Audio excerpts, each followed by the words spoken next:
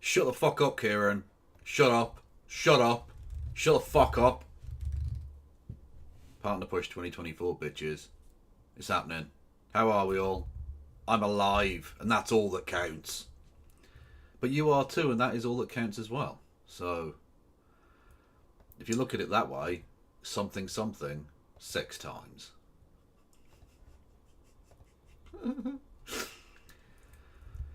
A new World of Warcraft add-on?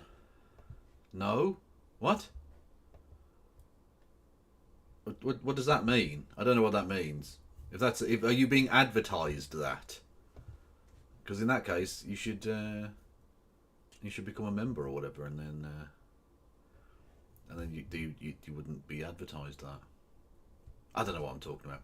I'm going to be talking with No Justice MTG. We're going to be watching a little bit of Keir Starmer, and then I'm probably going to stay on after that because I wanted to watch a bit of the hippy dippy recruitment thing because Sunsol was on it, and that's I have not heard in a long time, so I thought I'd check out that shite. I don't know what it's about. I don't know how good it was, but it seems like the appropriate level of slop that I usually produce. So let's go with it. Get your James doing the wanker sign emotes at the ready, as it was him to whom that was being directed at the time. Anyhow, yes, I should probably send No Justice MTG the join thing, shouldn't I? So she can actually join the fucking room so we can communicate with one another. You absolute fucking dipshit. God, I hate the world. Anyway, don't forget, everyone. You can do bits messages and subscribe and all that on the Twitches. You can also become a member and do super chats on the YouTubes. These are the things. Why so early? Because No Justice MTG, they had to do an early one. So I was like, yeah, okay, I don't mind. I don't mind mixing it up. Because I've been thinking about this, doing like earlier ones if there's like a midweek football game, rather than missing a day. Because I can't always afford to miss a day. I missed that isn't a friend or foe. Is it a friend or foe? Who? What? Who? What are you talking about? Keir Starmer is a foe, most assuredly. A foe both of me individually and of the working class more broadly. If that is what you're requesting, but I don't know. Yeah. Thank you to non-binary, by the way, for resubscribing 5 hours ago. Don't think you can come in here and sneak in and do it when I'm not broadcasting, and that I won't fucking call that shit out, because I will. Who are you chatting with? I like to mix it up, Kevin Logan 22, probably while subtly referring to his bedroom situation. What does that mean? What? Who am I chatting with? Well, at the moment, no one.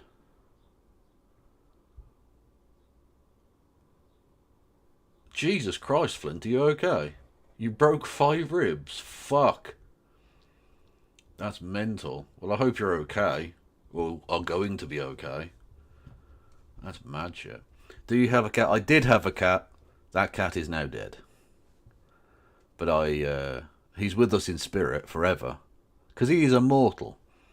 He came to this earth in his corporeal, solid form for several years, and now has returned to the right hand of God, where he will probably bite the right hand of God. I mean, Rory Katz. He was a big hand biter.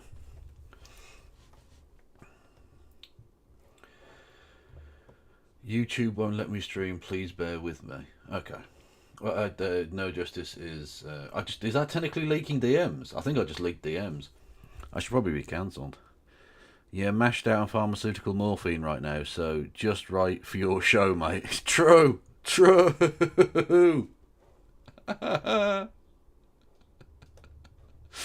True. I suggest either prescription drugs or just Class A drugs are the best for watching my stream, I think. Heroin, if you can get that. Cocaine, probably not so much. Might be a bit boring on the coke. What you want is a sufficient downer to get to my level, I think. So you can your basic heroin, maybe a bit of crack. Crack wouldn't be the worst one in the world. All manner of different pills, Oxycontin, that sort of thing, you know. What the fuck am I doing? Is this technically encouraging criminality? I think it probably is. Hello there. Well, firstly, Tilted Marshmallow, you should hit the follow button. That is a thing that I demand of you. Actually, I'm not demanding anything. But, you got a Bitcoin advert. It just goes to show you, they don't know who they're advertising to. My audience are not interested in fucking Bitcoin. Ladies and gentlemen, we got him. Victory is ours! I've said before, and I shall repeat, that cryptocurrencies are one of the biggest scams that have ever existed. If you're into Bitcoin, you're either a fucking idiot or amoral at best. And to check which one, check your crypto wallet to see if it's full or empty. Valium. Well, you don't really need Valium with me, because I'm sort of like a human Valium person, aren't I, really? I think you could probably get rid of ketamine and just have me talk to the horses, and they would fucking fall asleep. And then you could do whatever horse-related bombery you were going to do anyway. Hello, Amanda. You should hit the follow button also, Amanda. What is it with the first-time chatterinos tonight? I say tonight, this afternoon, whatever. I accidentally took 2 citalopram. Does that count? It almost certainly does count, yes.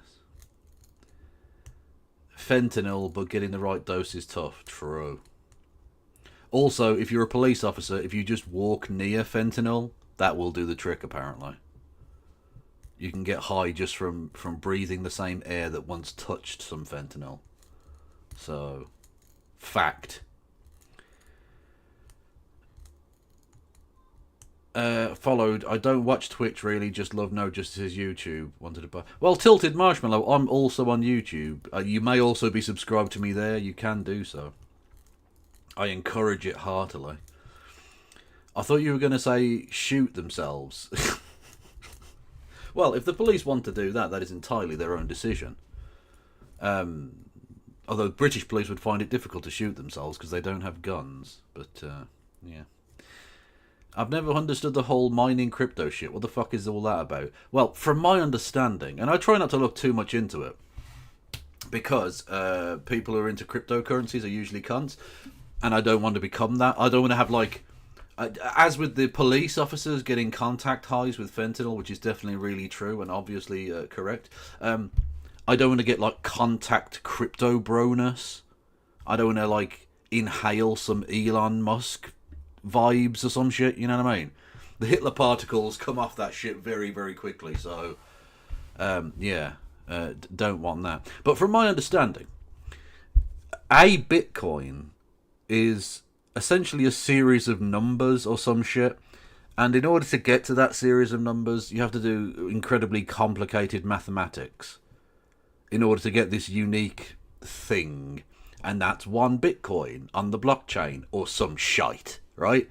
And so the worst people in the world, crypto bros, are taking up huge amounts of space and energy, running massive, massive computers. Like, we're talking huge banks of, like, industrial computer, like, I don't even want to, cabinets, I suppose, glass cabinet things, in the desert, usually.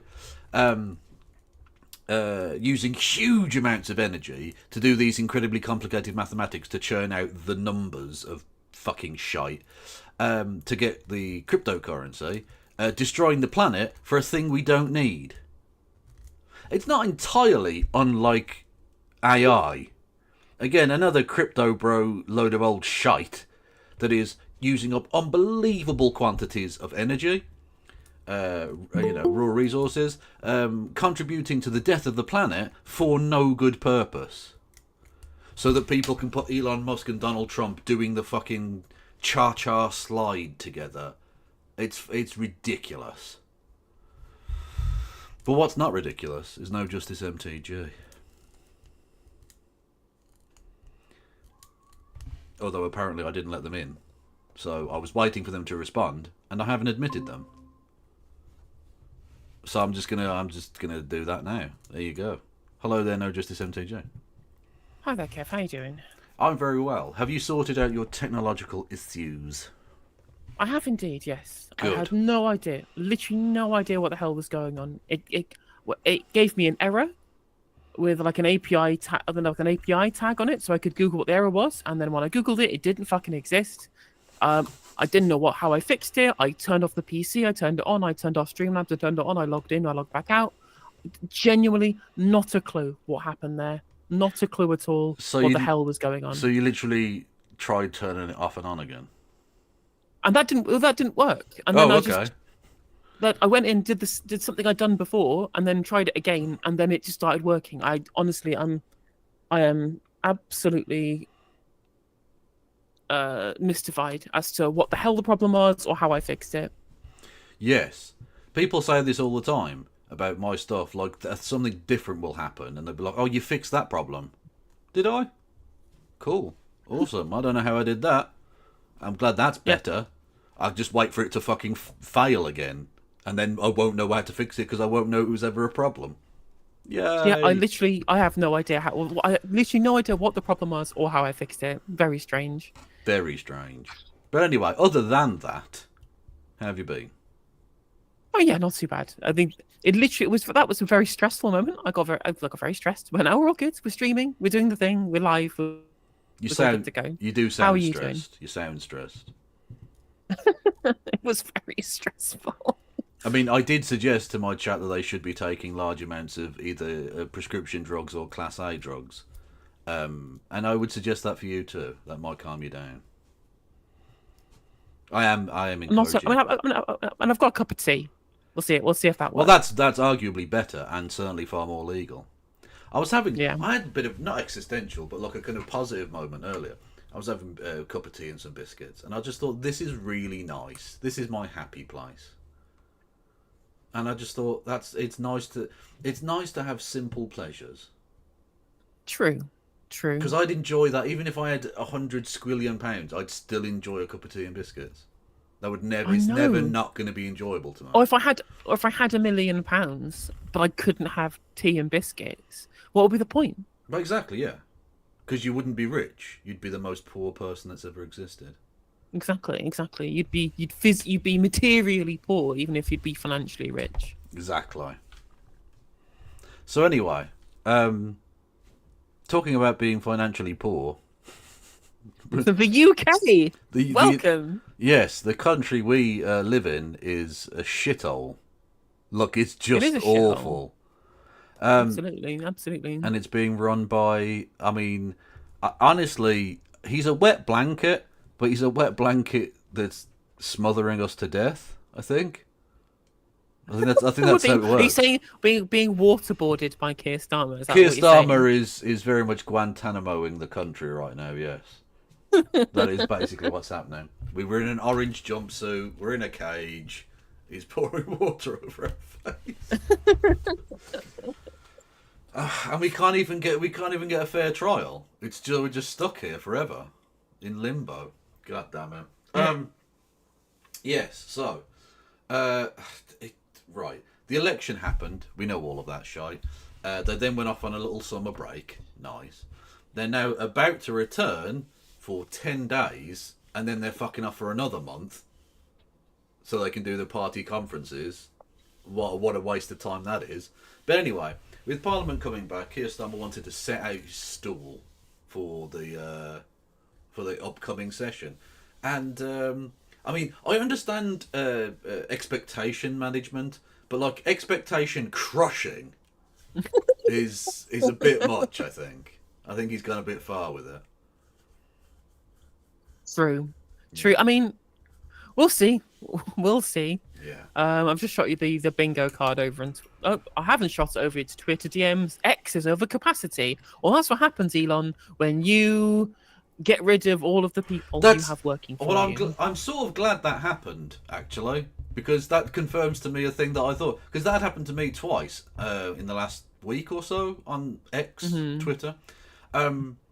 So, and I was like, well, maybe my computer's fucked, or maybe my internet connection's busted. No, it turns out Twitter's just actually ruined. It's just terrible. It. Yeah. I'm enjoying Threads. I'm enjoying Threads. Right. Yeah, I started Threads. Yeah, everyone go and follow me on Threads.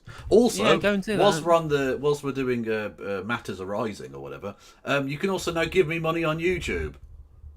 Yes, congratulations. Back Let on the the partner membership program. gifts fly. Yes. I was able to prove to YouTube that I was the person I said I was, which is nice. I wouldn't have wanted to be depersoned by fucking YouTube. It wasn't. Anyway. You weren't some other Kevin Logan pretending to be the Kevin Logan. You are actually the Kevin Logan. True. Although there are loads of Kevin Logans. I'm in a group called the International Working Association of Kevin Logans on Facebook, and that's so great. They're all people called Kevin Logan. But the annoying thing is, I'm friends with so many people from that group. I get an alert saying it's Kevin Logan's birthday pretty much every day, and that's a little bit confusing and off-putting. I mean, I can imagine there's plenty of people of Irish heritage who are called Kevin Logan. Oh, there are loads. Common names. Yeah. No, it's not an uncommon name. It's not quite John Smith in that area of the world, at least. Yeah. Exactly. Yeah. If you go to like Sudan, probably less common, I imagine. Yeah. Although if there are any Sudanese Kevin Logans, you're very welcome. Much love. Yes. Do you want to send me the link again, or is it literally broken? Let me try again. If there we go. It has sent now. Has it? Oh yeah, there we go. Okay, right. It would be brilliant if it literally broke like halfway through. Absolutely. One of our shows. Absolutely. Also, on Also, this although bingo card, I don't know if you've updated any of it. I've not since no. the election. No. No, because you're going to have to add. Because if we're going to continue to do Keir Starmer bingo for the next 10 fucking years, £20 billion hole in finances. You're going to have to add it because he says it every time. It's very much becoming the Labour Party's version of Liam Burns' letter. Do you remember he left a letter saying there's no money left? Yeah, It's like a yeah. joke. And then every time the Tories wanted to like bash Labour on the economy, oh, you left a letter saying blah blah blah. Even like 10 years later, it was ridiculous. And that this claim that they found a £20 billion hole in the finances that the Tories didn't tell us about, that everyone went, oh, you're going to have to do tax rises and spending cuts to get rid of that thing. And everyone, no, it's definitely not a conspiracy of silence. What are you talking about? Yeah. I mean, again, it's interesting that, we could literally have a bingo card for Stephen Flynn with £18 billion of public sector cuts. Yeah. Hang on. What's crazy as well is that the £20 billion of public sector cuts, that is on top of the £22 billion fiscal black hole that they were left by the Conservative Party. These are two different things. So their fix for the £22 billion black hole, half of which were just public sector pay rises that weren't actually left to them by the Conservatives. It's just a thing they decided to do. It's good they decided to do that, but it's not something the Tories did. And the rest of it was all capital investment projects, like railways and hospitals. Whereas if the Guardian's leak is to be believed, they're keeping the public sector increase of spending of 1%. So that means that the unprotected departments are going to have £20 billion of public sector cuts, just as Stephen Flynn warned everybody. Yeah, well, indeed, yeah. Who was that just tried to join this call? Who the fuck is Toxie Moxie? And where did you get the link to this from? Oh, shit, fuck. I couldn't cut off the top of the window. There you go. Oh, it's someone from your chat. Oh, lovely. Sorry, my bad. That's absolutely fine. I've had worse. I had one, oh God, ages ago where I did that. And someone popped it. Actually, there was loads of people. It was like linked onto 4chan or something. So we had a guy who was wearing a horse mask who just sat there and said nothing. And I kicked him out about a dozen times and he kept coming back in. This was before you had to admit people to the room. Before, the technology was older then. And then we had one guy who appeared in there and just put up a massive black penis on the screen. Had to go back and edit that one out in the post. Yeah, definitely. That's definitely not TOS, that one. Ah. Toxie Moxie is a legit streamer. Are they? Gives me the link so I can mog them. What? I don't know. If they're a legit streamer, then contact me and we'll do some at another time. You were not invited. Stay in your fucking lane. Get back in the box. Get back in the box. Exactly. Did you hear, before we get into this one though, Kev, did you hear about the fact that they're going to try and change the rules so that Labour members can't elect the leader anymore? Yes, they want to coronate a Labour leader, just to make it absolutely codified now that this is not a democratic organisation in any way. Yep. No, but it is democratic because the candidates also the candidates are selected by the leader. Yep. It's self-selecting. Remember how they had panels for selections for the parachuted seats in the NEC, where it was just the same three people on the NEC doing investigations on each other. Well, it turns out all three of us excellent going to be parachuted into safe seats. Welcome MPs Luke Akehurst and Gurinder Singh Josan. Love it. Yeah. Or indeed my own MP, who I still can't even remember the fucking name of. Hang on, where is it again? I've still got his letter. It was Al Carnes, a guy I've never heard of, no one knows anything about, isn't from here, and doesn't appear to have spent any time here even since the election. But he was parachuted in by Labour. Yay! An ex-fucking Royal Marine as well, so brilliant. A brown baby murderer. Fantastic. Fucking Love hell. it. Yeah, socialism. I couldn't be more glad that I took the stance I did. Look, some people say, I hate to say I told you so. I am not one of those people. I am full of myself, okay? I do love to say I told you so, and I did tell you so. That the Labour Party were dog shit. What they wanted, yeah. The Labour Party were dog shit. They were always going to do all of this rubbish. And that not only are they not worth voting for, frankly, I don't see how they're even on the basis of harm reduction, I don't see how you can justify any of it. They're not actually reducing harm. So, I mean, what are they? They're probably doing more harm at this point by just continuing Tory policies, but they're now going to fail, but with left-wing coat of paint. So they'll be able to paint like left-wing politics as being bad because it's right-wing politics being disguised, masquerading as left-wing politics. Yeah, exactly. Just like how they beat up Tony Blair for being too left-wing, and I'm like, no, it was deregulation that caused the financial crisis, not overspending. True, very true. So, hang on a minute, I'm trying to set up my thing. So I've posted the link to the Keir Starmer bingo in the chat for everybody.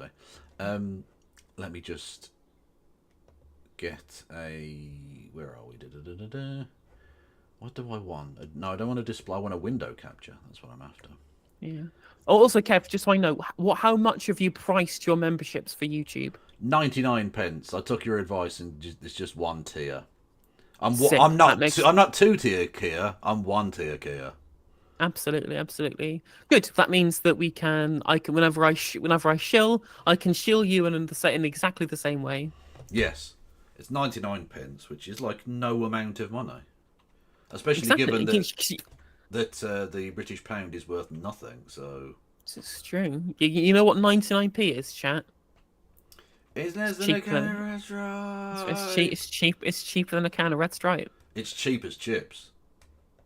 Literally as cheap as chips. It's significantly fucking cheaper than chips. Have you seen chippy prices? Taking the fucking piss. Sorry. True. Anyway. But don't worry, he's going to grow the economy, so it'll all be absolutely fucking fine. Jesus. We'll be minted, won't we? We will be made. It'll trickle down to us, we promise. Yes, I'm feeling trickling down onto us right now. Unfortunately, it's disconcertingly warm, the trickle so far. not enjoying the trickle. Let me just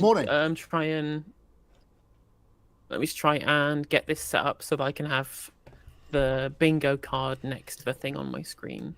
1 second. They wouldn't even get you a Freddo. No, hang on. How much are Freddos aren't a quid now, surely? Don't, operator Emma, do not do that to me. If Freddos are a quid, honestly, I'm fucking... Actually, I'm moving. I'm not even going to do the joke, because technically people are being sent to prison for doing the thing that I was about to do, but jokingly. By suggesting that I was going to participate in certain activities. Which, of course, I would never do. No, Freddo's only 25p. Shut up, operator Emma. Fucking scaring me. I knew they weren't 10p anymore, but good lord. Thank you, Jay Funabashi, for becoming a member. Much love to you. Yeah, also, again, for a man who says, let me be clear, every 5 seconds, the phrase, fixing the foundations, couldn't be more opaque. What the fuck does that mean, Kia? What the fuck is fixing the foundations, mate? At least stop the boats was an actual sentence that, was understandable. It was dumb. And they didn't really mean it, but at least it made sense. Fixing the foundations doesn't mean anything. We should have walked up to the podium with Kate Nash as a theme tune. Oh, holding on to the cracks in our foundations, or keep it thematic, right? March up there with a reworking of Things Can Only Get Better, but with Things Can Literally Only Get Worse. Did you see Stats for Lefties tweet out that they had previously said what's going to happen is there's going to be they're going to get into power, so actually things were way worse than we expected, so we can't do anything good, and then just tweeting out the fact they tweeted that out saying, I am cursed to be like Cassandra, to always be correct, but no one take any of my predictions seriously. Yeah, true. Anyway, this knobhead is Prime Minister. Just let that sink in for a second. Morning. Morning. And welcome. Sunshine, no rain, no wind. God almighty, he even starts press conferences like he's a fucking supply teacher. Jesus Christ. Everything about this man is just subpar. It's just rubbish. Hello there, Class 6. How are we all today? I'm Mr. Starmer. I'll be teaching you physics, apparently, for the next week. Whilst Mr. Jenkins is being investigated. We won't go into that any further. Probably tempting fate, but it's really good to see you all here, see familiar faces in this garden. So thank you so much for coming along this morning. When I stood on the steps of Downing Street, just over there 2 months ago, I promised that this government would serve people like you, apprentices. Yeah, journalists. No, to be fair, it is like a kind of plucked out audience of odd people as well. But yeah, it's still Mostly journalists. Mostly journalists, though. Yeah. Thank you, Navigator, for subscribing. Bring back British Rail, you coward. Well, I hope that message is to Keir Starmer and not me, because A, I'm not a coward, and B, I don't control this. I know, but British Rail sounds normal and what a normal person would call it. We have great British railways, which have the emphasis on just how great it's going to be. Which, to be fair, probably might be much better than the private system. We should just call it the super fucking autumn British railways ways. Absolutely. Fuck yes. Apprentices, teachers, nurses, small business owners, firefighters, those serving our community and our country every day. I promised that we would get a grip on the problems that we face and that we would be judged by our actions, not by our words. I said before the election, and I say it again really clearly today, growth, and frankly by that I do mean wealth creation, is the #1 priority of this Labour government. And that's grow the why economy. in our first few Just straight off. Grow the economy. There you go. Do I have grow? There we go. Grow the economy. Lovely. Nice and easy. Simple start. As you think he talks about wealth creation, I guess most probably have to update it to the new Starmer as Prime Minister bingo card. I think he's going to be talking about wealth creation a lot. The question is, but for who, Chris Kamara? I don't know, Jeff. Growth, that's there. we've set up the National Wealth Fund. Yeah. Because we want Yes, Chris. Count up all the money. Count up all the money on the pitch, Chris. every person and every community to benefit. It's why we've unlocked planning decisions, because we're going to build 1.5 million new homes. It's why we set up Great British Energy, to create good jobs and cut people's bills. But the bill's just gone up. We ended the national strikes that have crippled our country for years. Because I defy anyone to tell me that you can grow the economy when people can't get to work because the transport system is broken, or can't return to work because they're stuck on an NHS waiting list. We've done more in 7 weeks than the last government did in 7 years. And these are just the first steps towards the change that people voted for, the change Delivering that I'm change. determined to deliver. Yes. Yeah, here we go. Love it. But before the election, I also gave a warning. I said change would not happen overnight. When there's a deep rot at the heart of a structure, you can't just cover it up. You can't just tinker or rely on quick fixes. You have to overhaul the entire thing. Tackle it at root, even if it's harder work and takes more time. Because otherwise, what happens? The rot returns in all the same places, and it spreads worse than before. You know that, I know that, and that's why this project has always... J.K. Rowling does not know that. She just lets it grow in her fucking house. Very true. Also, thank you. Fixing... Thank you for the $4.99, Jack Muller. It won't be things only get better. It'll be a reworked Oasis song now they're reformed, since Noel adored Tony Blair so much, which is true. He did. He did indeed. Look. I'm just saying. Right. Again, this needs to be a safe space. I need to be avoiding hatred for this comment. I think we need to bring the Tories back, because it's the only way to keep Noel Gallagher off my fucking TV screen. Okay. Thing is, I think I like Oasis, and even I agree. I like Oasis's music. I don't need Noel Gallagher anywhere near my face or ears Exactly. or anything. Yep, So 100%. the 100%. Tory, they broke up. The Tories came in, and the Tories successfully kept them at bay. And Keir Starmer hasn't been in 2 months, and the fuckers are back. It's like the Eras tour, but for like middle-aged beer gut divorce dads. The foundations of our country. But I have to be honest with you, things are worse than we ever imagined. In the first few weeks, Well, if you'd owned up to the reality of it instead of the conspiracy of silence during the election, it wouldn't have been as big a surprise, maybe? You're lying, Also, bastard. yeah, like all of the books were open. All of like I can go to the government website and have a look at all of the figures. The OBR have reports. There was like a couple of things that I think he'll go on to mention here that were news to the OBR, which is just what he's referring to there is the Tory over or underestimation of how much a bunch of their capital investment projects were going to cost long term, because the OBR have to use what the government's predictions are in terms of how much the capital investment is going to cost.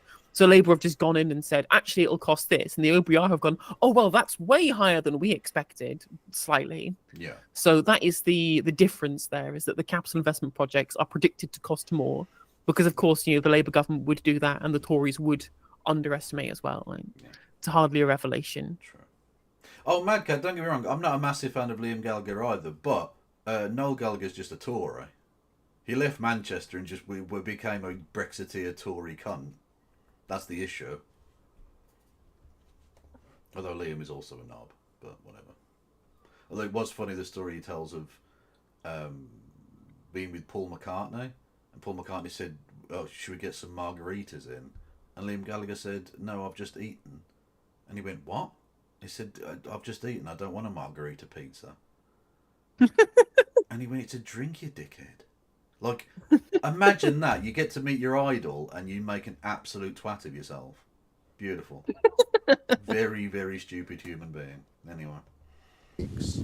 we discovered a £22 billion black hole in the public finances. And before anyone says, oh, this is just performative or playing politics. It is both of those things.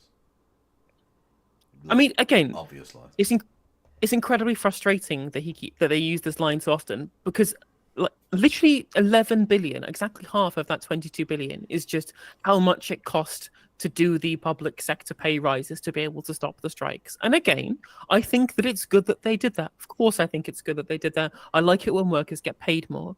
But trying to market this as something the Tories hadn't budgeted for, well, of course they hadn't. They were trying to fight the strikes forever and let them go on forever rather than actually solving those disputes. It's been a political choice that you've made to add those costs on. It wasn't a hidden cost that the Tories didn't tell you about. And to try and market it as such is nonsense. And again, the rest of it is just differences in estimations of capital investment projects. That's all that £22 billion black hole is. And that's before we get to the £18 billion of public sector cuts in unprotected government departments, which, if Guardian leaks are to be believed, they are also going to be sticking to, because it's going to be 1% spending across all departments. So just to clarify so everybody knows why that's cut somewhere, is that there are certain government departments that have protected budgets, and those will have to increase with inflation, which of course is higher than 1%.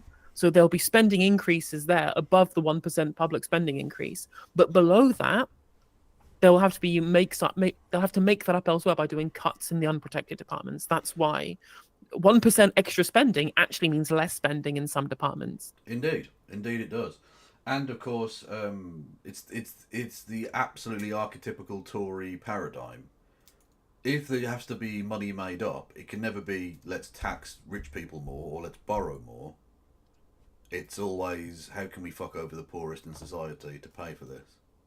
It's literally, exactly. It's just Osborne economics again. Especially considering that, again, a large amount of the £22 billion black hole that he's talking about here is in capital investment projects. And sure, the actual end cost of those capital investment projects might be bigger than what was predicted by the Conservatives, and almost certainly would be. Well, what's the chance of the Tories were telling the truth in anything? But the only reason why you can't spend new money, because that's where capital investment comes, it's from new money, not from taxation receipts. That's literally one of the fiscal rules, is that day-to-day spending comes from taxable receipts and investment comes from new money. Yeah. The only reason why you can't therefore spend more new money if it's still all an investment is because of the second fiscal rule of debts having to fall after the end of the 5-year period. Yeah. So that is the single metric by which they have this black hole. If they got rid of that fiscal rule, there would be no black hole for the capital investment projects, because there would be no limit to how much you could fiscally expand into, as long as you were getting an investment, you were getting an asset out of that investment that you could then pay down because it would be revenue generating, which is why the second rule is nonsensical. It's extra nonsensical too for debt having to be falling after 5 years. When Starmer immediately came out and said, well, we need 10 years to fix the mess of the country. Okay, I'm amenable to that point of view. But if that's the case, why is your ironclad quote unquote fiscal rule, melon helmet, why is the ironclad fiscal rule only up to 5 years rather than 10, when you already admit that we need those 10 years? Yeah. John McDonnell said this in the run up to the election. Just extend it to 10 years. You need loads of time. There's so many things wrong. There's going to take so much investment that you're hamstringing yourself for literally no reason by making it 5 years. Yeah, true. I thought the first rule of Austerity Club was we don't mention Austerity Club. And the second rule is we don't mention Austerity Club. Sorry, actually, good point, Jim. Speak. The rules are melon clad, not iron. Ayo. Let's remember, the OBR did not know about it. They wrote a letter setting that out. And they didn't know because the last government hid it. And even last Wednesday, just last Wednesday, we found out that thanks to the last government's recklessness, we borrowed almost £5 billion more than the OBR expected in the last 3 months alone. That's not performative, that's fact. If that's even remotely true, they should be investigated, because that's criminal. That's honestly criminal, on the basis that they were basically doing that to prop up the Tory chances of re-election. That's what that was. They're essentially using future public expenditure, so future, that's going to have to come out of our taxes at some point along the line, in order to try and prop up the economy and the system to allow him a chance of re-election, which is criminal. That's actually a crime. Yeah. Anyway, you're not supposed to have new expansion of spending in the run-up to an election, for instance. Yeah, it seems a little bit like you're trying to put your finger on the scale somewhat. A smidge. But as well as the things that we've discovered... But also, it could be bollocks, because this guy's the one telling us, so I don't know who to believe. I mean, according to Chatter, OBR have started an investigation, which I wouldn't be surprised if that's true, because again, there was an official letter from the OBR just after the election, essentially saying what we said before. Well, we already know that he almost certainly engaged in criminality of his responsibilities to deal with the prison system. That's true. That. That's why he called the election early, yeah. Yeah, we know almost certainly that the government was advised that Israel was committing war crimes, and therefore to continue to sanction the sales of weapons is an international law crime. So, yeah, it was just a criminal government. Stop it. Yeah, well, I guess both Cameron and now Lammy are implicated in that now. Cameron and Lammy and indeed their prime ministers. Because again, this is not something that they would be unaware of. I think that gets to cabinet level, that kind of information. It's especially galling that there was the leak where we all knew that Alicia Kearns, again, not a nobody, literally the head of the Foreign Affairs Select Committee. Yep. We all heard the leaked audio with her saying, yeah, they've been told it, they've just not bothered. Like, we all heard the audio, we all know that they're breaking the law. We all know it's clear as day. And this fact never got mentioned at all. Just never got mentioned, and I was just like, "We know this is what the hell is going on. Why is it again a conspiracy of silence on this?" Well, the head of the civil service or the diplomatic corps that resigned, the one we covered, other than one interview, that never got mentioned. People didn't give a fuck. The media just blacked it out as if that wasn't a thing. Yeah, him literally saying, the government's doing war. We're complicit in war crimes. That's literally happening right now, and the media went, should we talk about boats again? Can we talk more about boats? Yeah, exactly. If you considered that Jonathan Ladies and Ashworth is gentlemen, very sad that we he got lost the election. Victory is Oh god, ours. he's Barney Rubble. You throw him out of the bar and he's behind you again all the fucking time. Jonathan Ashworth, can you actually just fuck off? Just fuck off forever, mate. You lost. Take the L and go into hiding like the fucking hermit monster you are. Fucking Also, hell. thank you, Real Radhom, for the raid. Welcome in, everybody. Please refresh your screens. You're through to the Justice stream. We talk about UK politics 5 days a week at the very least on YouTube and Twitch. Mostly 6 days, sometimes 5, depending. If that sounds like your bag, please drop a follow over on Twitch and on the YouTube. It's at NoJusticeMTG on all of the platforms. And when in my chats, please go and follow Real Radhom. That's all one word, Real Radhom, over on Twitch. There's 150 watching on YouTube. I expect 150 new followers for Radhom over on Twitch Arena if you want to go and do that. I am currently watching Keir Starmer make his first speech as Prime Minister officially in the Rose Garden. in the Rose Garden, yeah. And I'm watching it, A, whilst playing bingo, because he says the same thing over and over again, and B, with Kevin Logan, True. the co-host with the co-most, who is also My a socialist from the UK. Yeah, and my dad wasn't a toolmaker. So, I mean, True, true. I've got no working class credentials in that regard. If you want to follow Kevin, that's KFLogan1875 over on Twitch. Yes. You can also find Kevin at Ploppy111 over on YouTube as well. You remember that, and I don't. When people ask me, I just type Kevin Logan in. It's pretty simple. It's true. you know. It's not, I'm used to tagging you. I'm used to tagging your channel Yeah. rather than searching for you. Yeah. No, that's fair enough. Yes, Floppy everyone... son of Floppy. Well, that's literally what it's from. Yeah, it's a reference to the Blackadder joke. It's a fuck mate. It's a name I came up with a million years ago. Like my fucking my email, which has the year 2004 in it. So old. Anyway, everyone go and follow Real Radhom, yeah, who's both Australian and has an amazing moustache. Absolutely, it's glorious, isn't it? It Darley really would be is. eat your heart out. He's one of the few people on earth whose facial hair I actually am genuinely envious of. It is very glorious. It's very glorious. Radhom whilst you're in chat, what's your opinions on the CFMEU stuff? I don't know if you heard about this, Kevin, but the Labour government, the Australian Labour government, has essentially dissolved part of one of its affiliated trade unions over allegations of corruption. No proven corruption, credible allegations notwithstanding. But of course, there has been zero judicial oversight. It's not gone through the courts or anything. Well, there was just allegations, and then Anthony Albanese said that union's disappearing forever. It's the craziest shit I've ever seen. Hang on, what do you mean that? How do they have the power to dissolve a trade union? They are writing a law Right. to give them the power to dissolve a trade union, and it is only passing because the Liberal National Coalition in opposition are agreeing with amendments to the bill to make it as punitive as possible in the Senate. It's being passed through Grand Coalition. That's crazy. Insane. That's fucking insane. That is totalitarian. The government don't get to fucking decide what union I'm in. Fuck you. It's legitimately the most insane story. Like, you start reading it thinking this is a bit weird, and then the more you read, the more mental it gets. Yeah. It's the craziest story I've ever seen. Yeah, that is mad. Although, to be fair, I heard trade union and I instantly thought they're probably anti-Semitic. Almost certainly, I think. I mean, they've been good on Gaza, if I remember correctly. Exactly. Enough said. Fact.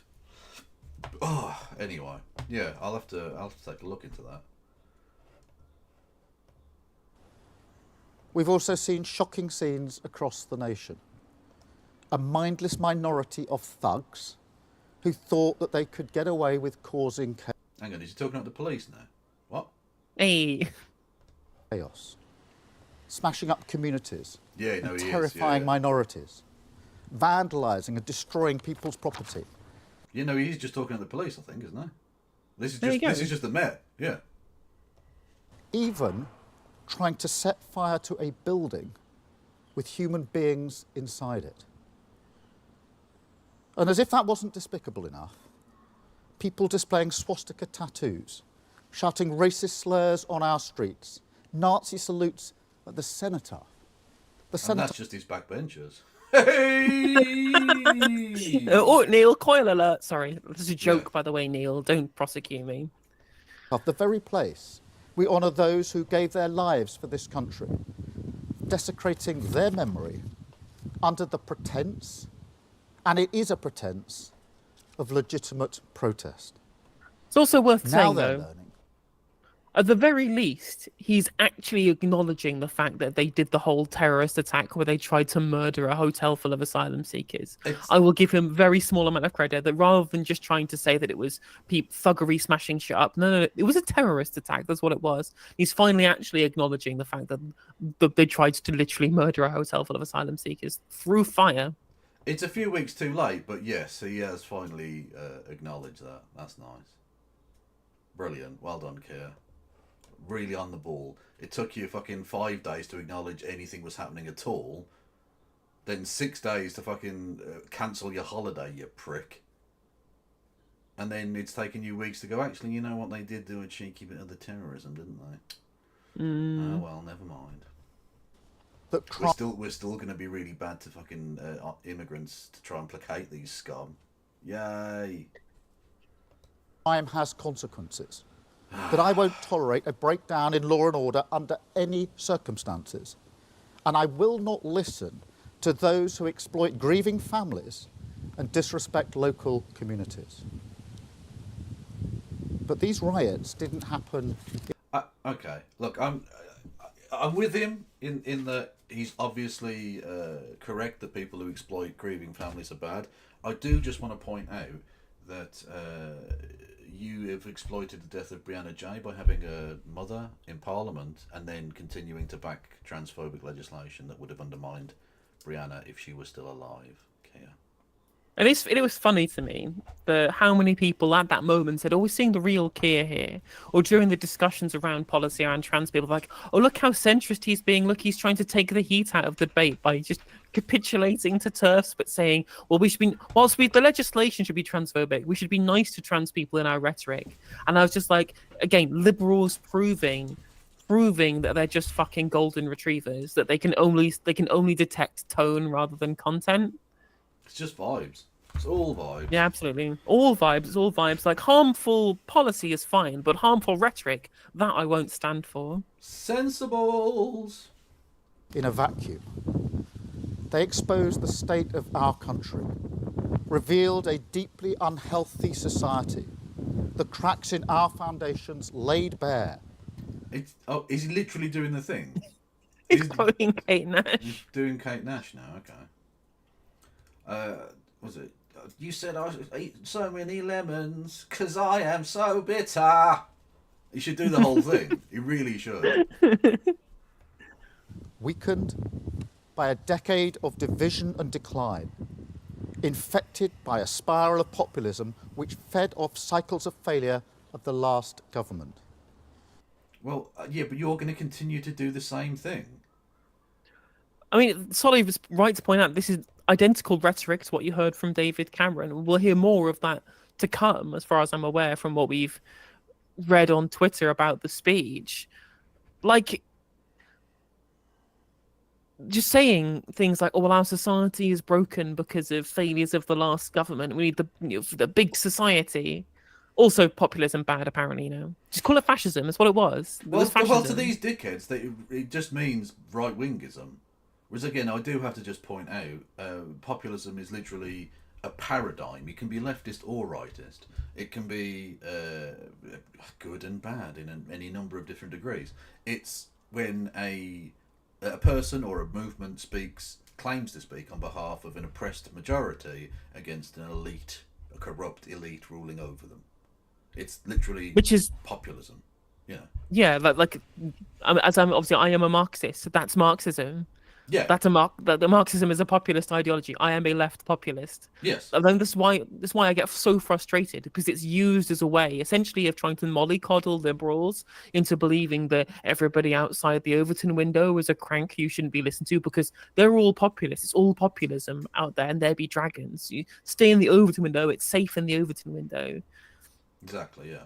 And so he's just going to continue to deepen the problem that he's elucidating here. because you're carrying on the same policies that led to the kind of embitterment that exists in the country. Not that I'm arguing that people like Farage have the answers to that. They're snake oil salesmen as well, who would continue the same sort of policies, actually, but just to hyperextend the racism with it. The time they faced a difficult problem, they failed to be honest. They offered the snake oil of populism. My man, you do not get to claim other people are being dishonest in selling snake oil. Not true. That is your Keith entire is doing thing. it with a sad face while Cameron did it with a cheeky smile, Hastage vibes. That's yeah, Kieran, you're quite right. Yeah, it says not true. Keith is doing it with a sad face while Cameron did it with a cheeky smile. That is literally the difference, basically. Yeah. Absolutely, yeah. It's literally things can never get better. Sad face. Yeah. Which led to more failure, round and round and round. Stuck in the rut of the politics of performance. I saw the beginning of that downward spiral firsthand back in 2011 when riots ripped through London and across the country. I was then Director of Public Prosecutions. There you go. Do I have it? Come on, he's got to be on the fucking thing. Don't say It's the free space. It should be. Well, I don't have a free space. Mine just says reform in the middle. All right. Oh, well, Weird. Never mind. No.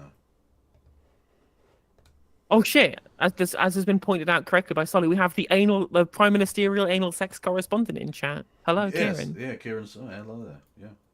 Exactly. Again, I will just say, you have not given us any news about Keith, and I do expect an update, even if it's just he's not currently having anal sex.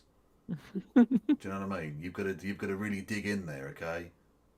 You've got to do a deep dive investigation, okay? And when I think back to that time, I see just how far we have fallen.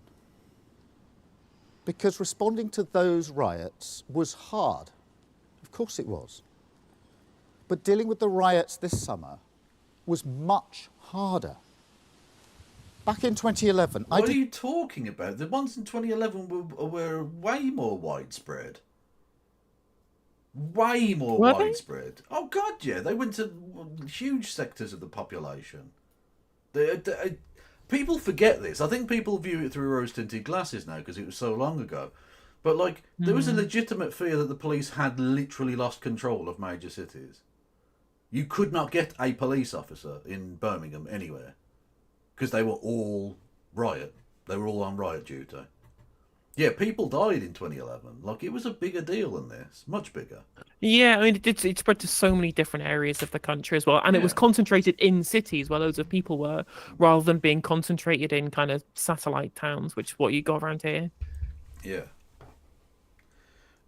A Vogel, if you take the piss out of the way I say my city's name, I will come and finish the job. Okay? I will finish the job that the British Air Force started on your fucking nation. Do not start with me. In Minecraft. didn't doubt that the courts could do what they needed to do.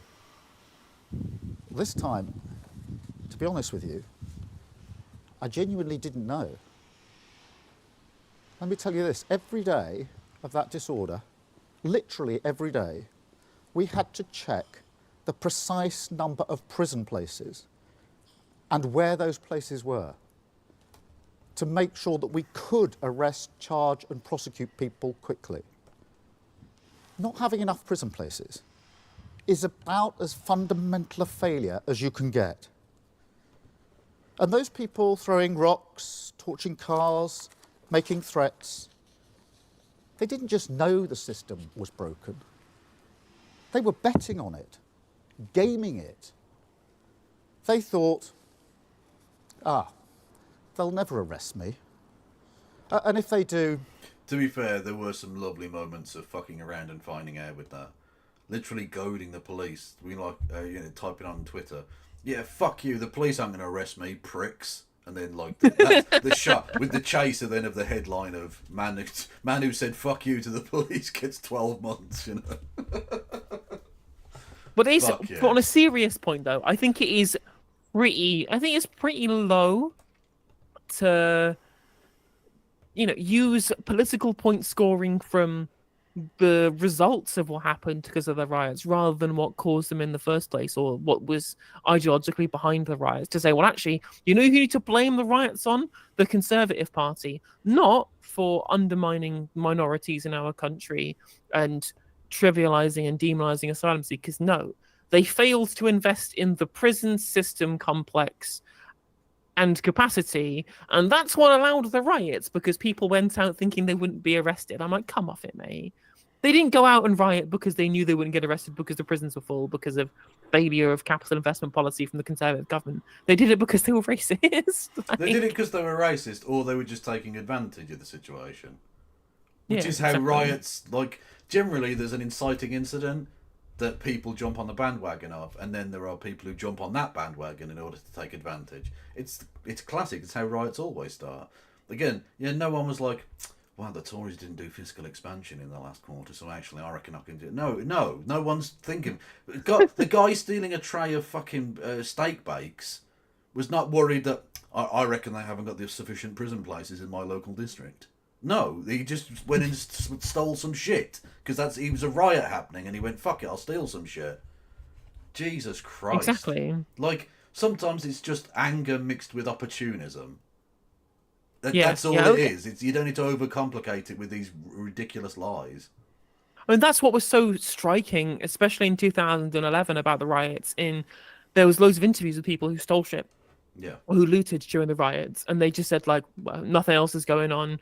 There was a riot, and I thought, fuck it, might as well get myself a new pair of shoes. Literally, it was like, well, this is neoliberalism writ large, isn't it? What are you Yeah. gonna do when the country's burning down? Yeah, I don't know. Need a new pair of shoes, don't I? yeah. Get a new telly. Fuck it. Yeah. Any time. People go about flat screen TVs the whole time. Boomer types. Yes. Boomer, like right wing boomer types. They still talk about flat screen TVs. And I'm like, all TVs are flat screen TVs. No one buys cathode ray tube tellies anymore. Yeah. The only thing that cathode ray tube TVs get used for now is to be smashed up for YouTube shorts. That's it. Because the glass on them is strong, so you can drop heavier and heavier weights onto the fucking screen until it explodes, and then it gets thrown in the rubbish where it belonged in the first place. Yeah. I won't be prosecuted. And if I am, I won't get much of a sentence. They saw the cracks in our society after 14 years of failure, and they exploited them. That's what we've inherited. Not just an economic black hole, a societal black hole. And that's why we have to take action and do things differently. And part of that is being honest with people about the choices that we face. Wow, if only you'd done that during the election. That would have been a cool thing to do, to be honest with people about the choices that needed to be made, rather than lying all the time. Constantly. How tough. Is it just me, or is he looking older already?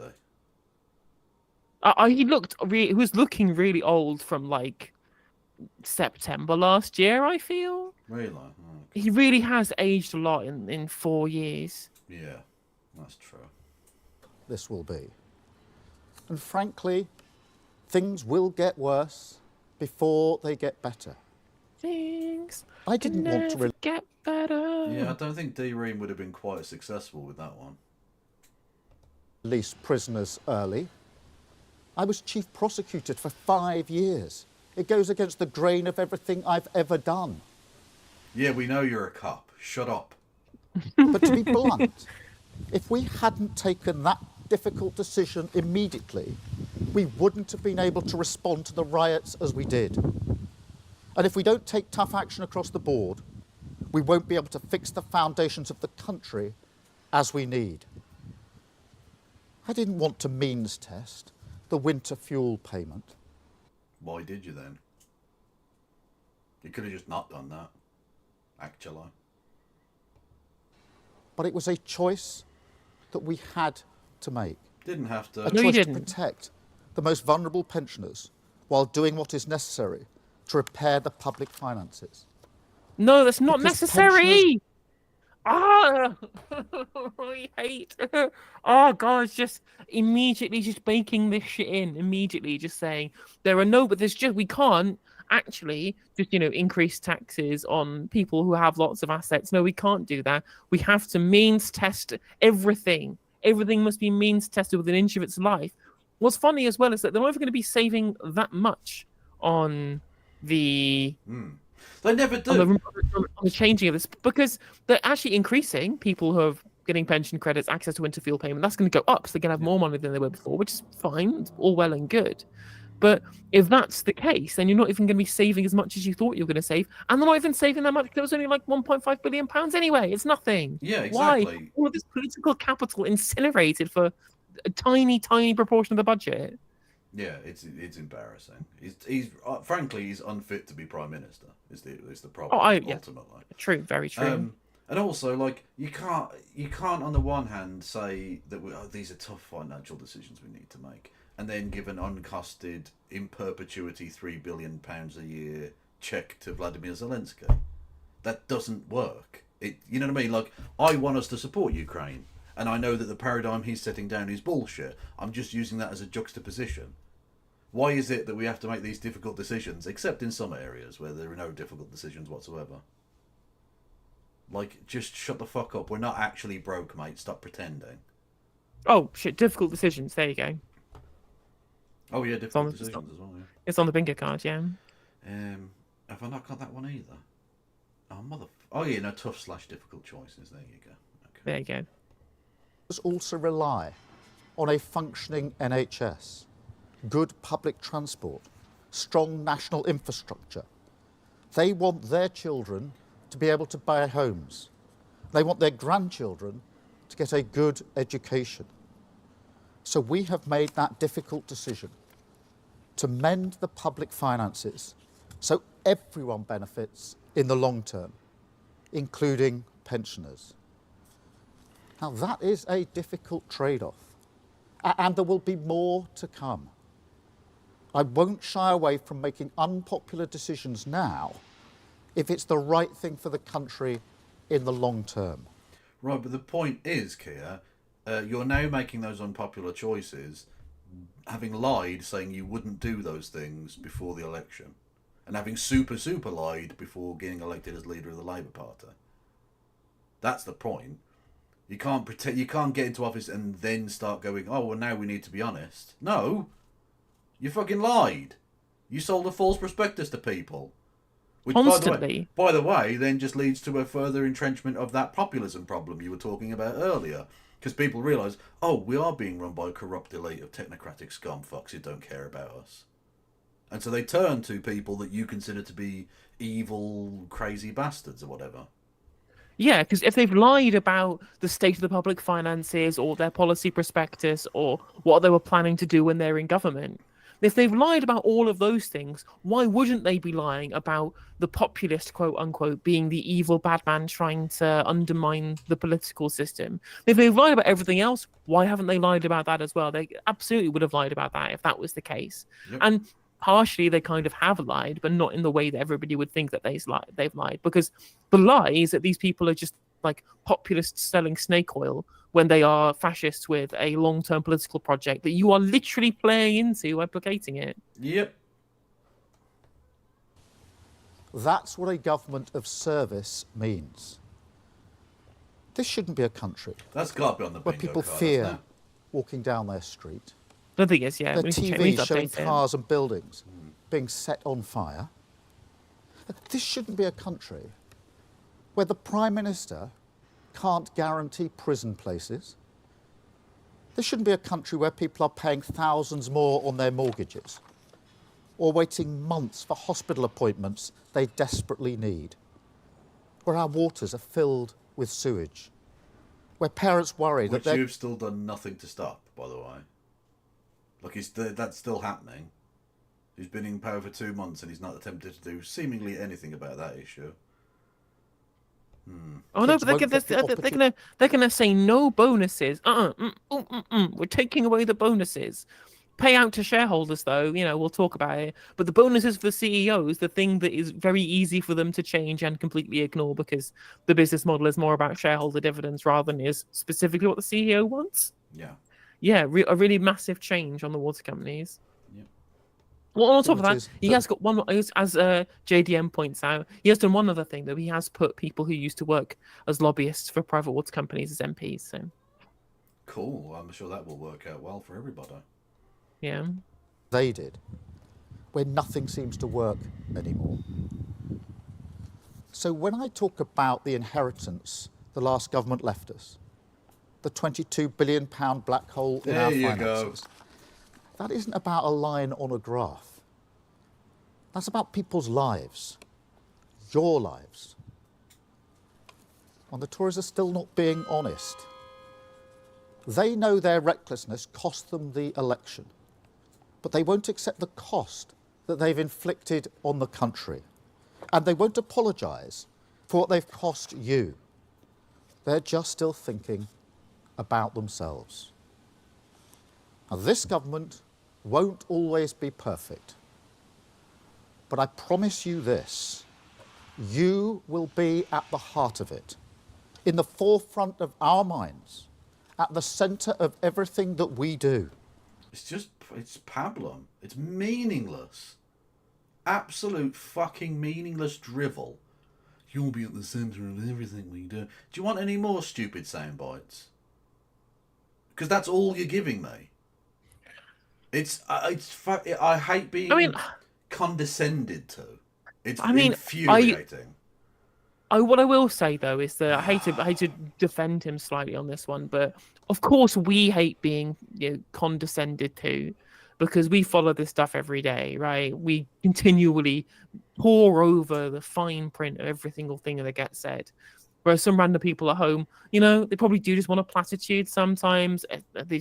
As long as they get the people watching, and it's so tedious, but I guess it's like part of politics. Yeah. Well, yeah, but the people are the problem. To quote the great Rick Sanchez, boo me all you like. I don't care. I've seen what you people clap. Mm. And that's why I wanted to invite you here today, to show that decent, hard-working people who make up the backbone of this country belong here. This is a government for you. A garden and a building that were once used for lockdown parties. Remember the pictures just over there of the wine and the food. Well, And now it's just, if you give me money to buy nice suits with, you get a free pass into Downing Street, and that's perfectly normal and not corrupt governance. Yeah. Did you know that he got given more money by that guy for buying new suits and shit than the British government gave to Bangladesh to help them with the things that are going on over I there? did see that, yes. He gave more money to Very funny. Bangladesh, and they literally, the Foreign Office were like, we've given £30,000 to Bangladesh. And what are they going to do with that? Buy some paper clips, presumably. It's not, the 30 grand is nothing. They're dealing with a fucking flooded area. The fuck is 30 grand going to buy them? Like, don't get me wrong, I'd rather them be given 30 grand than nothing, which is presumably what they would otherwise have given. But why are you boasting about that? That's fuck all. You can't build a house for that. It's, oh god, anyway. This garden and this building are now back in your service. Clearly not. It's not. If it's in my service, where's my fucking free pass into Downing Street, dickhead? Oh no, you can literally buy access. It's just directly you can buy access. And I haven't got money for that, so... I mean, they are kind of speed running all of the scandals, aren't they? Yeah, get them out nice and early, and then hopefully people will forget by the time the election happens. Just that the last government relied on easy gimmicks and bad ideas. That's your entire government so far. That's literally all you are. Oh god. I knew he was going to be shit, but I really honestly didn't think he was going to be quite this shit. I think what the most tedious part of it is just because he's so fucking boring. He is incredibly boring. God, He's such a non-entity, and again, this would be fine in like a normal era of politics, in precedented times.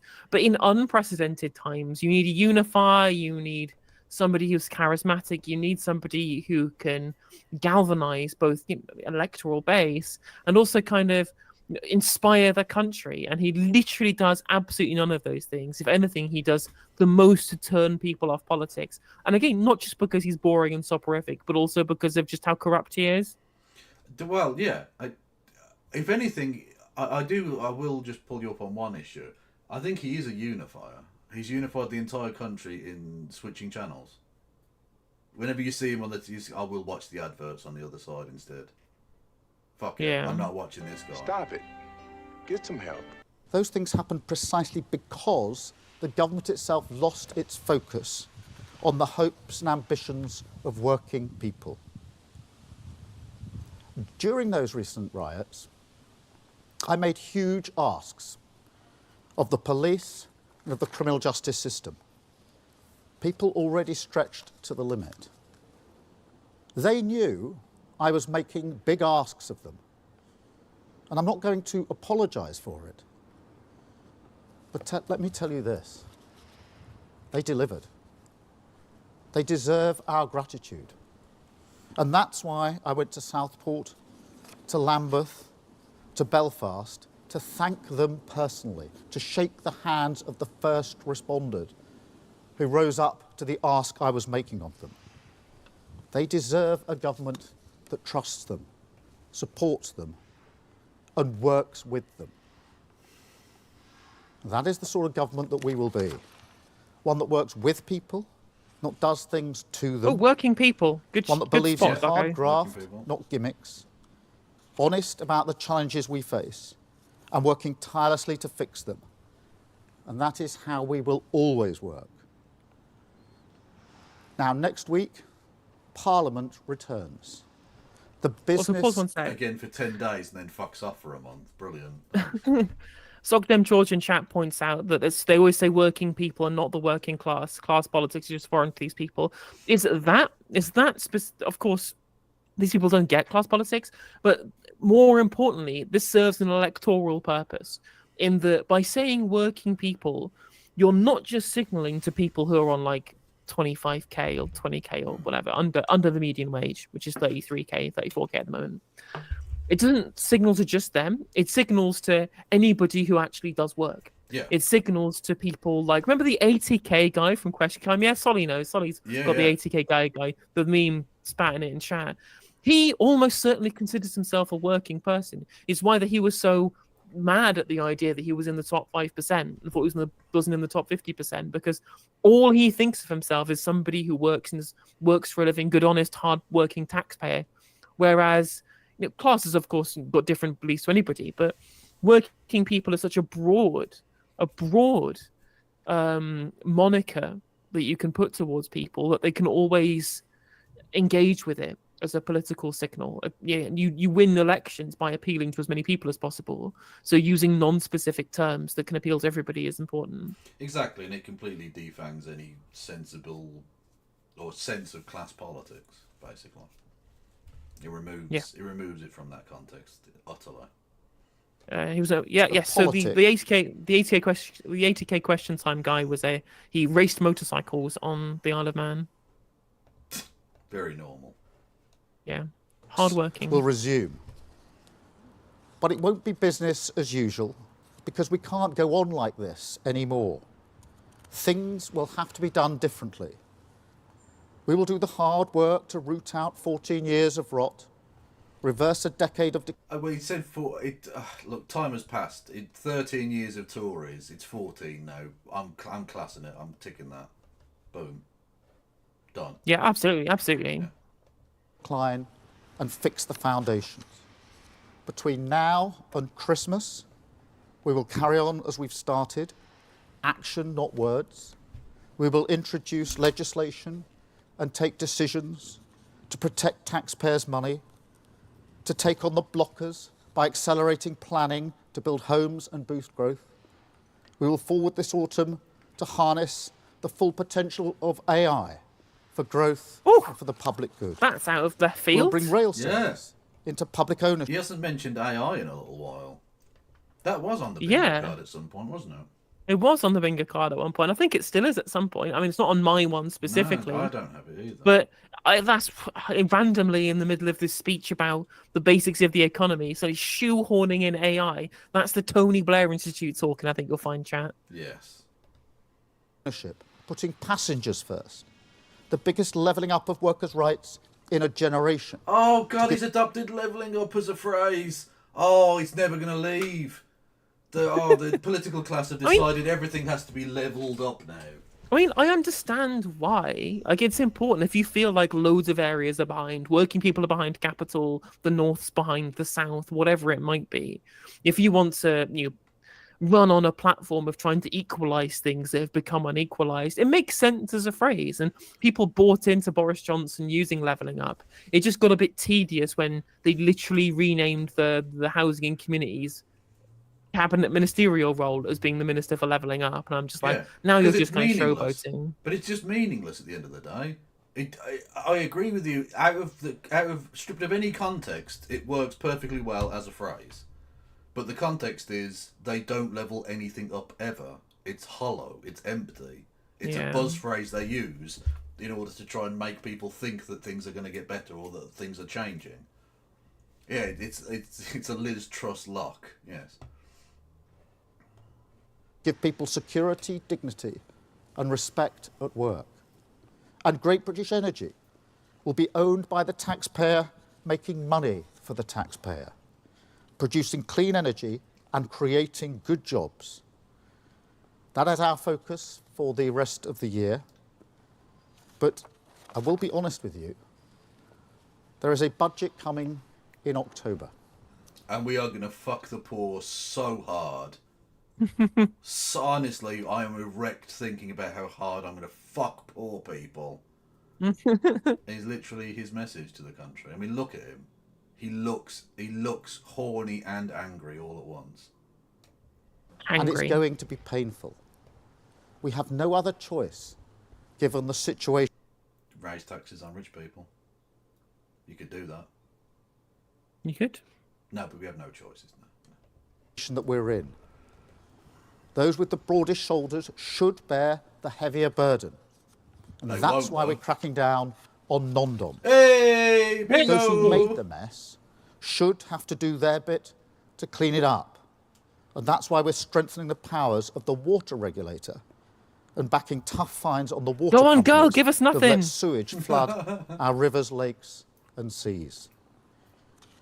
But just as when I responded to the riots, I'll have to turn to the country and make big asks of you as well, to accept short-term pain for long-term good, the difficult trade-off for the genuine solution. And I know that after all that you have been through, that is a really big ask and really difficult to hear. Yeah, because you promised us change, and what you're giving us is more of the same. Yeah, it is difficult to hear.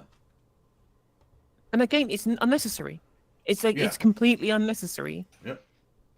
But the thing is, what they're desperate to expectation manage. Yes. That's what the messaging they're doing here is specifically expectation management. It's about, Ladies and well, gentlemen, if we promise nothing, victory whatever is we deliver ours. it'll be a pleasant surprise for people. But unfortunately, that only works in terms of like certain sectors of the electorate. A lot of people are just checking out, and you don't again want to have an entire population of people who are completely disabused with political engagement, which is what's going to happen if you get into government and just say, "Wow, things suck. Yeah, exactly. Nothing. Got nothing." Yeah. And of course, it doesn't make for any kind of long-term movement. There's no like, Keir Starmer might be Prime Minister for 10 years, but the Labour Party will be dead. Because you'll have sold out completely on everything you promised.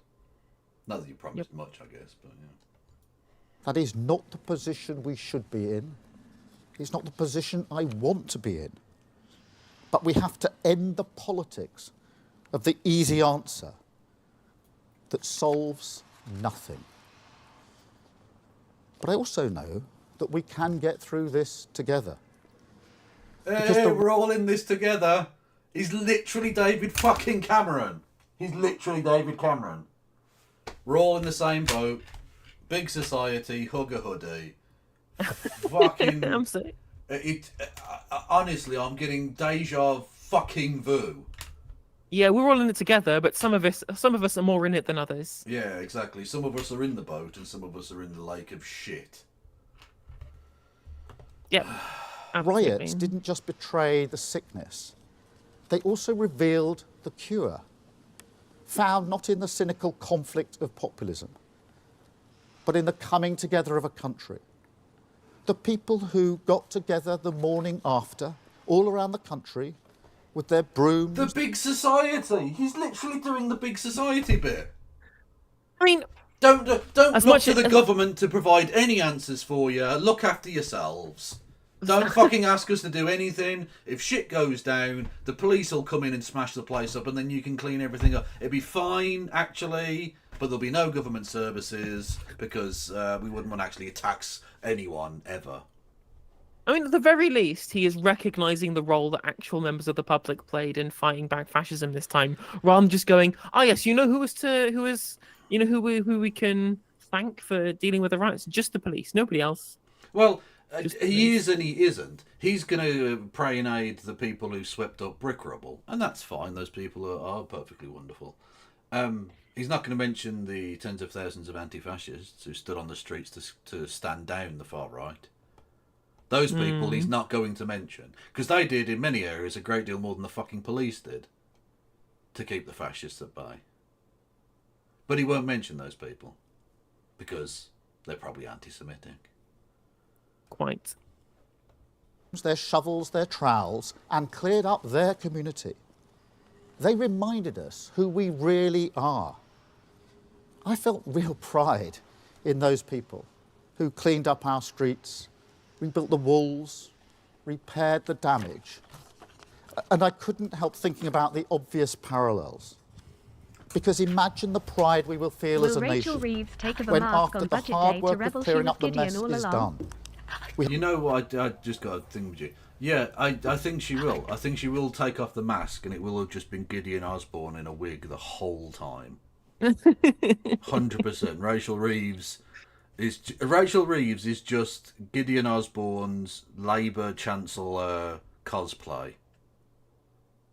And he's going to reveal and just go, "Hi everyone, it's me again," and then do a line of coke and skateboard out of the fucking house. It's like that moment. It's like that moment It's like that moment in The Simpsons where the representative for Russia just presses a button and it flips round to say the Soviet Union.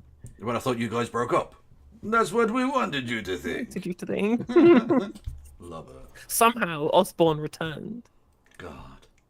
To be honest, he never really went away, unfortunately. Yeah, true. I mean, there was a very, very short period from 2019 until 2022 where, mercifully, we had a bumbling fool who wanted to spend more than no money in charge. And then he went away pronto when we realised that he was one of the worst prime ministers of all time. Yeah, he was also getting ambushed by blowjobs and cake. So, True, true. And ambushed by vomit on the walls. True, that is also true in lines of Chaz and suitcases full of booze while the Queen silently wept for her dead husband. Yeah, exactly. Why can we not just have a prime minister who's happy spending money, who isn't also like a terrible human being in basically every possible way? Well, I don't think it's possible to in the current climate with the media the way it is, I don't think it's possible to have a prime minister who isn't utter garbage. It's not possible to get to the top of British politics without being an awful cunt. It's just not, because you have to. I mean, yeah. You have to cut deals with Rupert Murdoch to stand any chance. Yeah, I mean, if the Corbyn years taught us anything, is that the nice guy always finishes last in politics. No, it's that the nice guy is secretly Hamas. True. Sorry. Which I condemn, of course. Hamas. You have to say it ethnically, otherwise you're anti-Semitic. Fact. We have a country that we have built together, built to last, that belongs to every single one of us, and all of us have a stake in it. Our hard work rewarded a dozen times over, because we'll have an economy that works for everyone. An NHS not just back on its feet, but fit for the future. Yay! NHS fit for the future. That everyone feels safe in. Love it. No longer dependent on foreign dictators, because we're producing our own clean energy right here. You know, you literally had David Lammy meeting with a representative of the Saudi Arabian government. Yeah, that literally happened this week. Okay, yeah. If you were so committed to not dealing with, you know, terrible dictators, you could also stop sending money to, well, all of them. Selling weapons to Yeah. Saudi Arabia also, indeed. For them to commit war crimes in Yemen. It was very funny as well. I was rewatching the Ash Sarkar Piers Morgan interview from 2017, wherever it was. Out of I'm nostalgia. literally a communist. Yeah, the one that I use for my follower alert. And the thing was that, well, why don't you protest all these other things? And I'm just like, just reminds what people say. And I was like, well, did you protest Mohammed bin Salman? Yes. Leftists were out on the street protesting Crown Prince Mohammed bin Salman because that man is also a fucking war criminal. We did that. That's the thing that we did. You just weren't paying attention because the media didn't want you to care, just like they want you, but they do want you to care about Israel for some reason. I wonder why. Indeed. Also, as a journalist, Piers, you think you'd have made more of a fuss of the fact that they literally took a journalist and chopped him up and put him in some fucking acid. You think you'd give a fuck about it, but apparently not. Yeah. About that.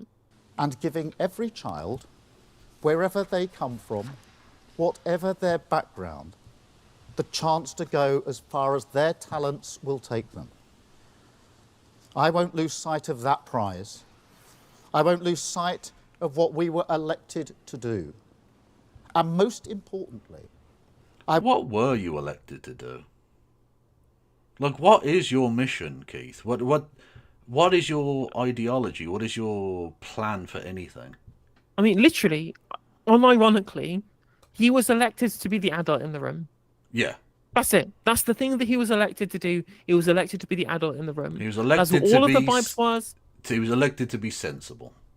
He literally was elected to be sensible and to pander to the sensibles by being sensible and having the good vibes, not the bad vibes. That's it. That's all he was elected to do. It was all he was pandering for. All of the expulsions, all of the authoritarianism, all of the lies, all of the terrible policy, all of the mistruth, all of the shadow games in the background. All of this was to present his image as being, I am the sensible one. Please vote for me if you want sensible politics. That is literally it.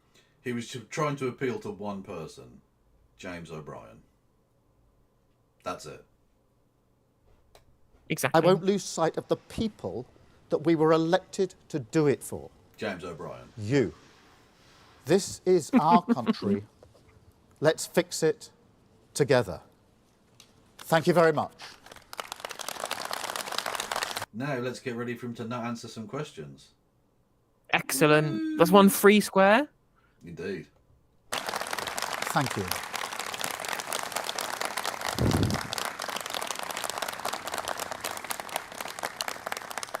Now I've got a number of questions from the media, and I'll start, if I may, with Vicky Young from BBC News. Vicky.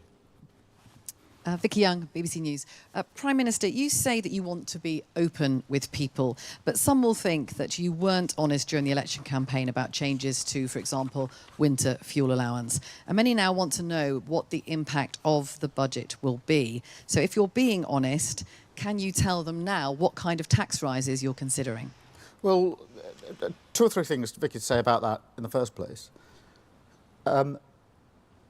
We were being honest about the situation before the election. We set out very clearly what we would be doing. You were literally told several times by Stephen Flynn that there was a massive hole in the budget that you were going to have to plug up with either tax rises or cut the spending cuts, and you went, no, you're talking shit. I mean, actually what they did do is just completely ignore the question. Well, okay. Yeah, or they would respond with like something that was unquantifiable, like Anna Sarwar saying, read my lips, no austerity under Labour. And I'm like, well, it depends on what your definition of austerity is. there being real term cuts in unprotected government departments sounds a lot like austerity to me. But, we'll see. Indeed. With tax rises, I made it clear on numerous occasions that national insurance, VAT and tax would not go up, the triple lock for working people, income tax. And that remains the position. I also set out that our plans were fully funded and fully costed. What I did not expect was a £22 billion black hole. And I know the Tories say that's performative. Does that count as no uncosted commitments? Because he said Yeah, the we'll give you commitments that. were costed, so I mean... Yeah. Yeah. But we'll go If it's with that. We'll go performative, with why that. didn't the OBR know about it? Look at that I figure. think we have to be slightly looser with it because some of the messaging has somewhat changed now that he It has, to yeah. We're going to have to pretend- update this now, aren't we? Yeah, he has to pretend that that kind of mission-driven government stuff has gone now because he doesn't need to sell anyone a dream. He's now trying to sell them the nightmare. Of 5 billion last week in 3 months. If that's performative, why didn't the OBR know about it? These are basic questions about what we have inherited. As I've just said, I didn't want to have to deal with the winter fuel allowance for pensioners. But we have to fix the NHS. We have to fix our homes, our schools. And pensioners rely on them in the same way as everybody else does. So I'm not going to preempt the budget. But I'm absolutely not. Because Prime Minister Reeves has not told him what's going to be in it yet. So he doesn't know. He's not going to preempt because he doesn't fucking know what's in it. It's going to be as much of a shock to him. Going to accept that the inheritance that we have isn't anything other than dire, a £22 billion black hole.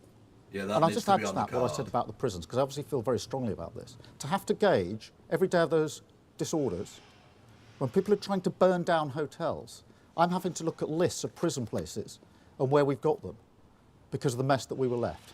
That's disgraceful. No Prime Minister should ever be in that position when trying to deal with... It is actually disgraceful, regardless of the reasons behind Yeah. any of it. The fact that that was a thing, I mean, I genuinely think that legal investigations against Rishi Sunak should be opened. They won't because they're all thick as thieves. It's just Tories slapping Tories on the back all the time, right? But realistically, he did undoubtedly commit crimes in not fulfilling his duty as Prime Minister. He just let the system rot because he was like, fuck it, it's someone else's problem tomorrow. Which is like, you can get away with phoning it in when you work just like in an office. Because who gives a fuck? But when it's literally life and death, you can't. Exactly, yeah. disorder. That's what we inherited. That's what we will fix. Thank you, Vicky. And Nushla, Okay, we didn't answer the question. Good. Yeah, Nice and didn't- easy. Yeah, it didn't answer the question. Because, like, Rishi Sunak was basically doing, like, I've got my 2-week notice in. I couldn't be bothered.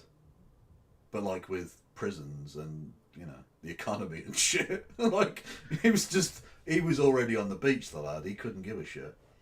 It's like that bit in the In-Betweeners movie where it clicks over to 5 o'clock while Neil is halfway through serving a customer and he drops the prawns on the floor and walks out. just literally walks out, yeah. please. Yeah.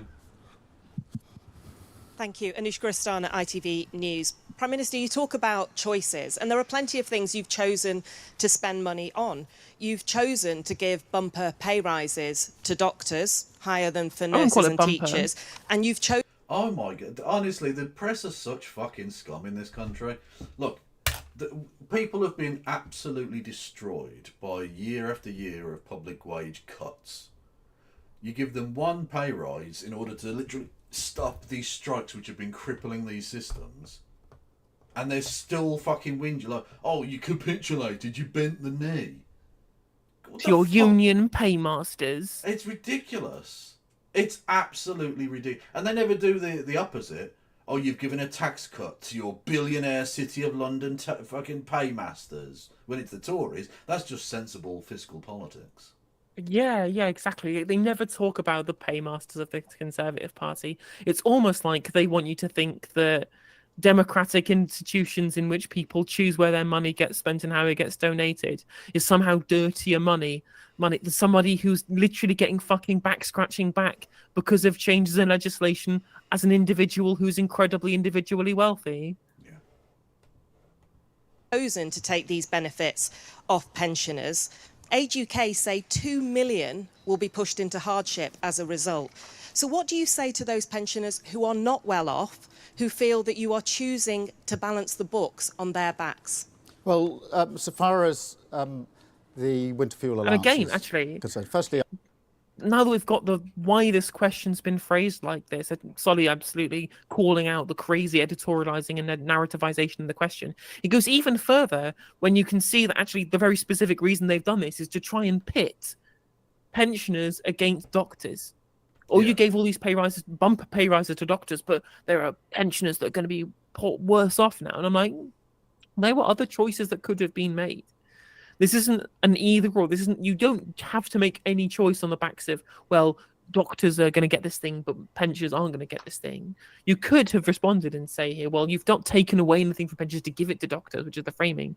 Public spending choices have been made that do not include tax rises as of yet, which you could have done rather than do both of these things, you know. Yeah, exactly. But it's been specifically framed as you have taken from pensioners to give to doctors. And whilst usually, in most senses of this, I would probably pretty much be in favour of it, people on my channel will know how much I feel about how wealthy a lot of pensioners are in this country. But the winter fuel payment isn't a huge amount of money that they get regardless. And second of all, the ones who fall through the cracks will literally fucking die. Yeah. Old people need to have hot homes. Yes. You need to have a war home if you are fucking old. It is as simple as that. I don't care how rich they are, how wealthy they are, how much their house is worth. Lots of them have like lots of housing wealth, even if they don't have much kind of liquid capital in their bank account. There are going to be at least a large number of the bottom half of these. Again, loads of people aren't on pension credit who aren't going to get this payment anymore, who should be getting this payment because they would have been fucking freeze to death. Exactly. That's fine. You should be doing it. To save a drop in the bucket, they're going to allow old people to starve to death. So what? So that Rod Stewart doesn't get 80 quid? I don't give a fuck. I honestly don't care. Stop the old people from fucking freezing to death, you pricks. Exactly. As well as picking a fight with his own fucking party over it. Why? Wasting, like you say, political capital, political goodwill being fucking eviscerated so they can save tuppence halfpenny. Fuck me. I would say it's not a particularly well-designed scheme, frankly. And I think everybody would concede that. I do think it's important that we make sure that the support is there for those pensioners who need it most, which is why we're pushing for the pension credit to be taken up and looking at other allowances. But equally, simply allowing national strikes to go on and on and on and not resolving them was costing the country a fortune. You can't build the economy, you can't grow the economy. Grow the you haven't got a economy! basic transport system that's working. You can't grow the economy if people can't get back to work because they can't get the operations that they need. And we've got to get the economy going. And so that is why we've made the decisions that we have made. And on the pay review bodies, more broadly, doesn't cover all of the disputes that we've had to deal with. What we know is the last government didn't set a framework for that when they started down the road of the pay review. And they put at least one of them in the cupboard of the buildings over the road and ran away from it. We can't carry on like that. We've got to make difficult choices. Thank you, Anushka. I've got Emily from Channel 4. Emily with the Channel 4 News. Prime Minister, on prisons, what guarantee can you give to the public that no prisoner who is let out early will go on to harm anyone? Or is the... Are you... okay, how do I ask this in a politically correct way? Have you suffered a head injury recently? Have you had a lobotomy, perhaps? What kind of question is this? Prime Minister, how can you predict the future for me, please? Can you take a wild stab in the dark? Like, bitch, we know what when your are you fucking game is appointing here. Nostradamus to the cabinet? Exactly. Look, we know what your fucking point is here. Yeah, you release violent people, they're probably going to do some violent shit. Yeah, we know. We obviously fucking know that. But you're asking it as like, as him looking into a fucking crystal ball. You know he's the Prime Minister. Ask him a proper question. Yeah, and also, like, people who get released at the normal time go on to reoffend. So the premise of the question is like, well, what's your perceived level of an increase in reoffending by a difference in being released after 5 years rather than 7 years, for example. Do you also, like, which prisoners do you think that they're going to be releasing early? Are they going to be would they look mass murderers or Myra rapists? Hindley, yeah. Yeah, it's probably going to be people on like drug offences. Nah, the Almost certainly. Yorkshire Surely it Ripper. must be drug offences. No, it'll be the Yorkshire Ripper. It'll be the Sower murderer. Ian Huntley's definitely getting out. Raoul Moat. Raoul Moat. Oh, absolutely. Let's go.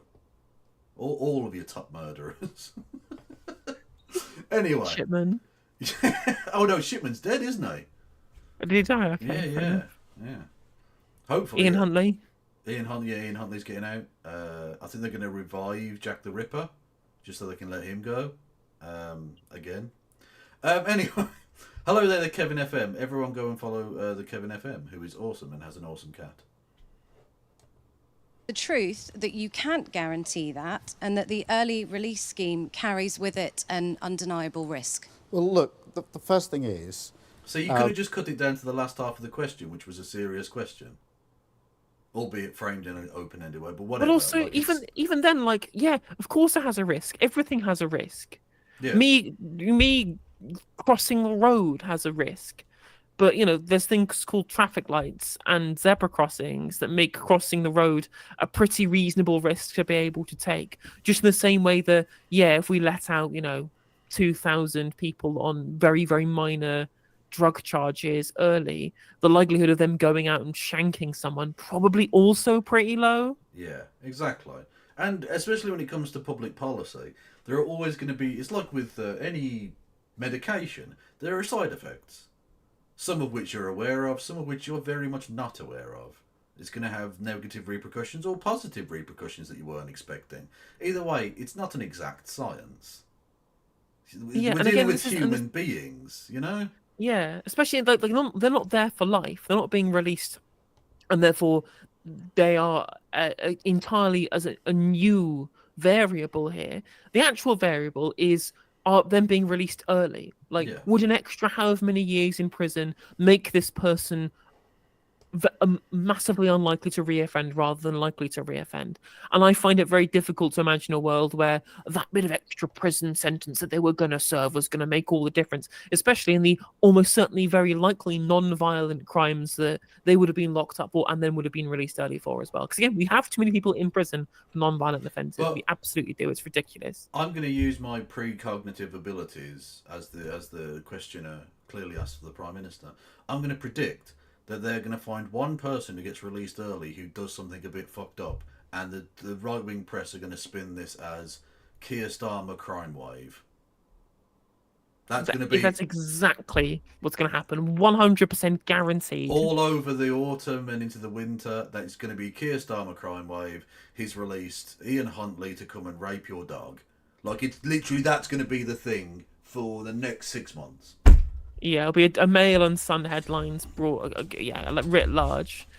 Thing is, at least they have an easy response, though. The easy response is literally just, well, this wasn't a political decision. This was completely apolitical because we appointed somebody to the House of Lords who was a technocratic expert with no political affiliation, and they made the choice. Nothing to do with the Labour Party, buddy. And I'm like, no, I understand why you've done this now. This makes a lot of sense, putting in technocrats, because you can literally blame anybody else. Yeah, I was wondering about that when the appointment was made, and now it makes a lot of sense. It's keeping the Labour Party's hands clean of the issue, or clean. It wasn't me; it was the technocrats. Exactly. Obviously, we've put in place a framework to ensure that we don't release those who create the greatest risk. That's a basic safeguard that we've had to put in. But I'm not pretending for 1 minute this is a decision I want to make. I spent 5 years prosecuting people and putting them in prison. The idea of releasing people who should be in prison because the prisons are too full and we don't have the places goes against everything I've worked for years. Yeah, well, you have worked to just imprison people, yes. You are a cop, yes, we know. Again, we've been through this. Face facts. They haven't built the prisons, the last government. They've pretended that you could have longer and longer sentences, send more people to prison, but at the same time that you could veto or choose not to have a prison built near you. They were false choices, and here we are, without the prison places that we need. So, what are the options available to an incoming government? Let the prisons get so overcrowded that we can't arrest people and put them before our courts? Would that have worked in the disorder? I don't think so. I was really clear in my mind that one of the main ways in which we're going to have to deal with the disorder was making sure those who were throwing rocks, setting fire to buildings on a Saturday or Sunday were facing the full face of the law within days. I had to create the conditions for that, because the alternative, you would be putting a question to me saying, how come all these people in disorder didn't even get arrested, have not been put before the courts and can't be sentenced because we haven't got any places? This is not a decision that I wanted to take. It's not a decision that any Prime Minister would want to take. And I can't tell you how shocked I was when I discovered the full extent of what they've done with our prisons. And it's going to take time to fix it. I can't build a prison by Saturday. We will fix it. We've already taken the measures that are necessary to make sure we can get through the disorder. But I shouldn't be sitting in the Cobra room with a list of prison places across the country on a day-by-day basis, trying to work. No, but you could have had that Cobra meeting several days before you did. I mean, it does help if you don't wait 7 fucking days to have the Cobra meeting. Yeah. Work out how we deal with disorder, but that's the position I was put in, and it's frankly not good enough. Thank you, Emily. Beth. Thank you, Prime Minister. Beth Rigby, Sky News. Prime Minister, you say you want to build trust and be honest with people. You've got off to a bad start with pensioners. I do kind of like Beth Rigby's Riz. Beth Risby. True. Because she does do the, like, she's quite snidey and she will ask, like, a kind of uncomfortable question. And she does remind me a little bit like she's drawn in the style of Monkey Dust as well. She looks like a Monkey Dust character. She's literally the one who wears like the turquoise dress in the scene with the Arga, with the posh dinner party. Oh yeah, when they start playing Russian roulette. Yeah, Yes. yeah, the very same. Yeah. She does look like it. Yeah, she's basically that person. Yeah. Absolutely. Whenever anybody's talked about wanting politics to be boring or wanting the sensibles back in the room or thinking, oh well, actually, we the talk about the crank left or whatever. My mind's all I see is the people from the dinner party scene from Monkey Dust. It's all I think. Also, it's another example of time just being a flat circle. We're just going round and round because that was made 20 years ago and it's basically still as relevant now as it was then. One of the very famous intro pieces for one of the recurring skits. All I can remember is this kind of repeating image of Tony Blair in the background, whilst Goldfrapp plays in the background. Yeah, it's no different than it is under Cameron. It's the same fucking boring spin shite as it always was. Brilliant. Oh, it's Clive. It's the Clive it's the Clive recurring scene. Oh yeah, One of my personal favourites from that one, along with the guy who's killed his daughter, who keeps letting slip, but the police can't find her. Yeah, true. I love that one so much. My favourite one. Oh god, and it's so sad. The one, the dad who only gets to see his kid at the weekends. Oh, it's so dark. And he just basically ends up committing suicide at the end of every scene. As the kid's just sat downstairs.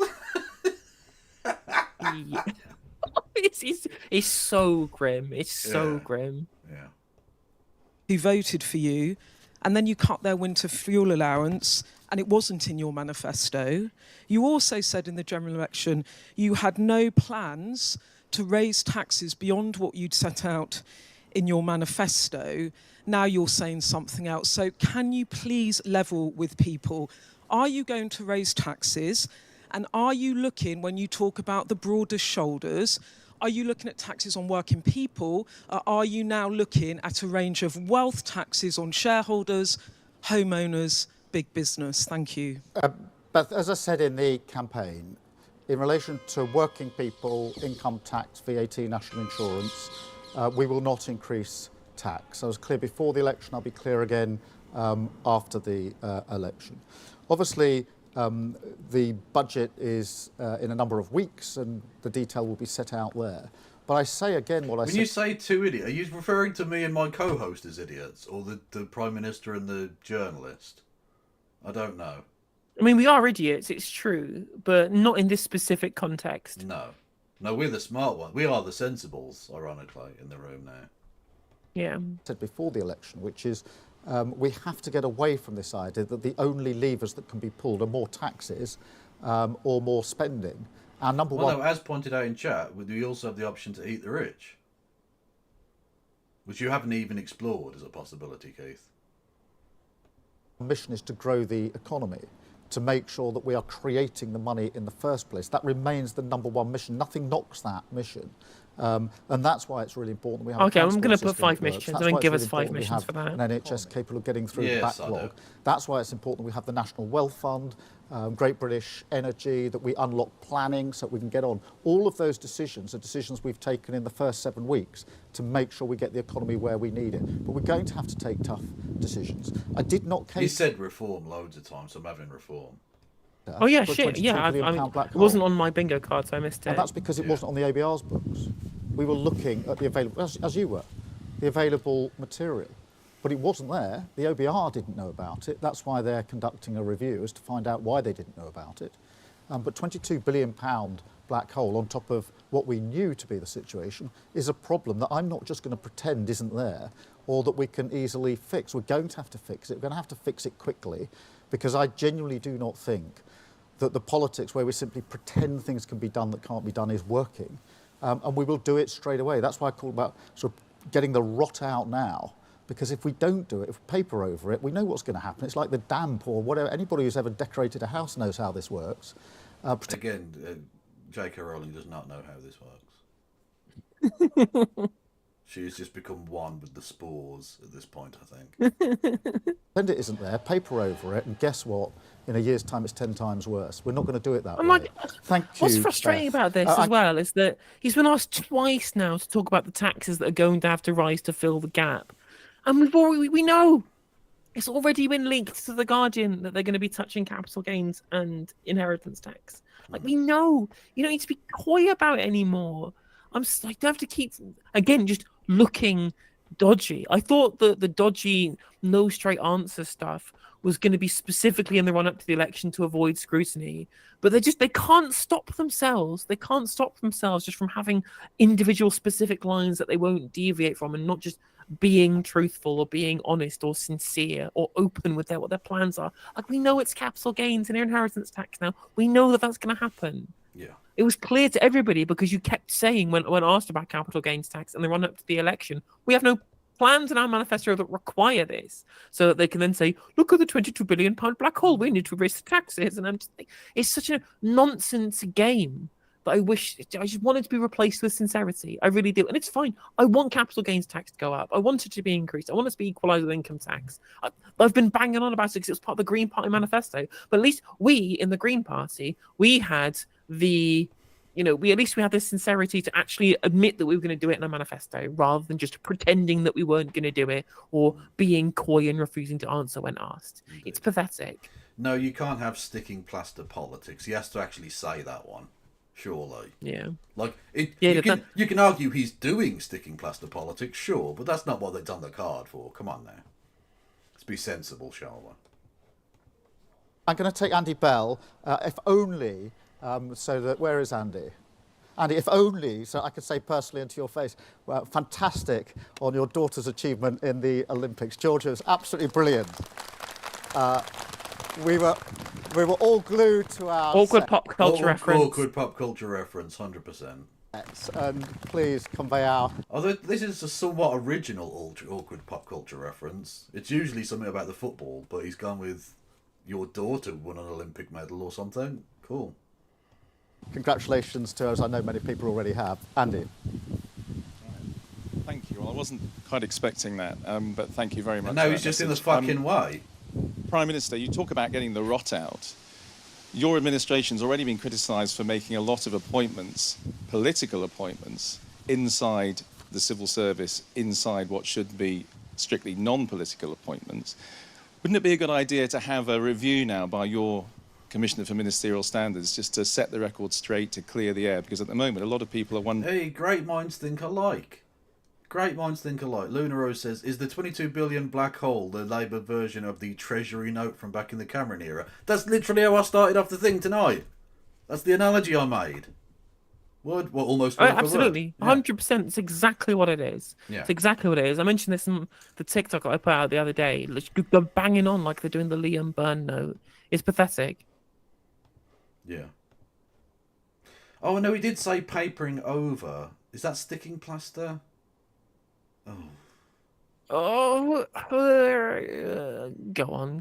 Fuck Go it. on then. Yeah, go on. It's because it's still signaling towards the same stuff of like the people making short-term solutions which have long-term problems, which is what sticking plaster politics is referring to. I'll give you that. Fair enough. Wondering whether you really And now we're just looking at the back of an old man's head, and it's not even Saturday night. Hey-oh. are getting the rot out in terms of the way public administration works. Well, look, Andy, most of these allegations and accusations are coming from the very people that dragged our country down in the first place. So you'll forgive me if I take that approach to it. We are going to fix the foundations. We've got to do it at speed, and I'm determined to have the right people in the right places to allow us to get on with that job. I'm enormously aware of how big a task this is and how we have to move at pace. And that's why we're getting the best people into the best jobs. But I'm not really going to take lectures on this from the people who dragged our country so far down in the last few years. Thank you. I've got Kieran from The Guardian. Vogel, you can't say, am I disappointed that no one has thrown a shoe at him yet? No. Disavow. That would be violence. Muntanta Al-Zaidi, where are you when we need you? Exactly. You're our only hope.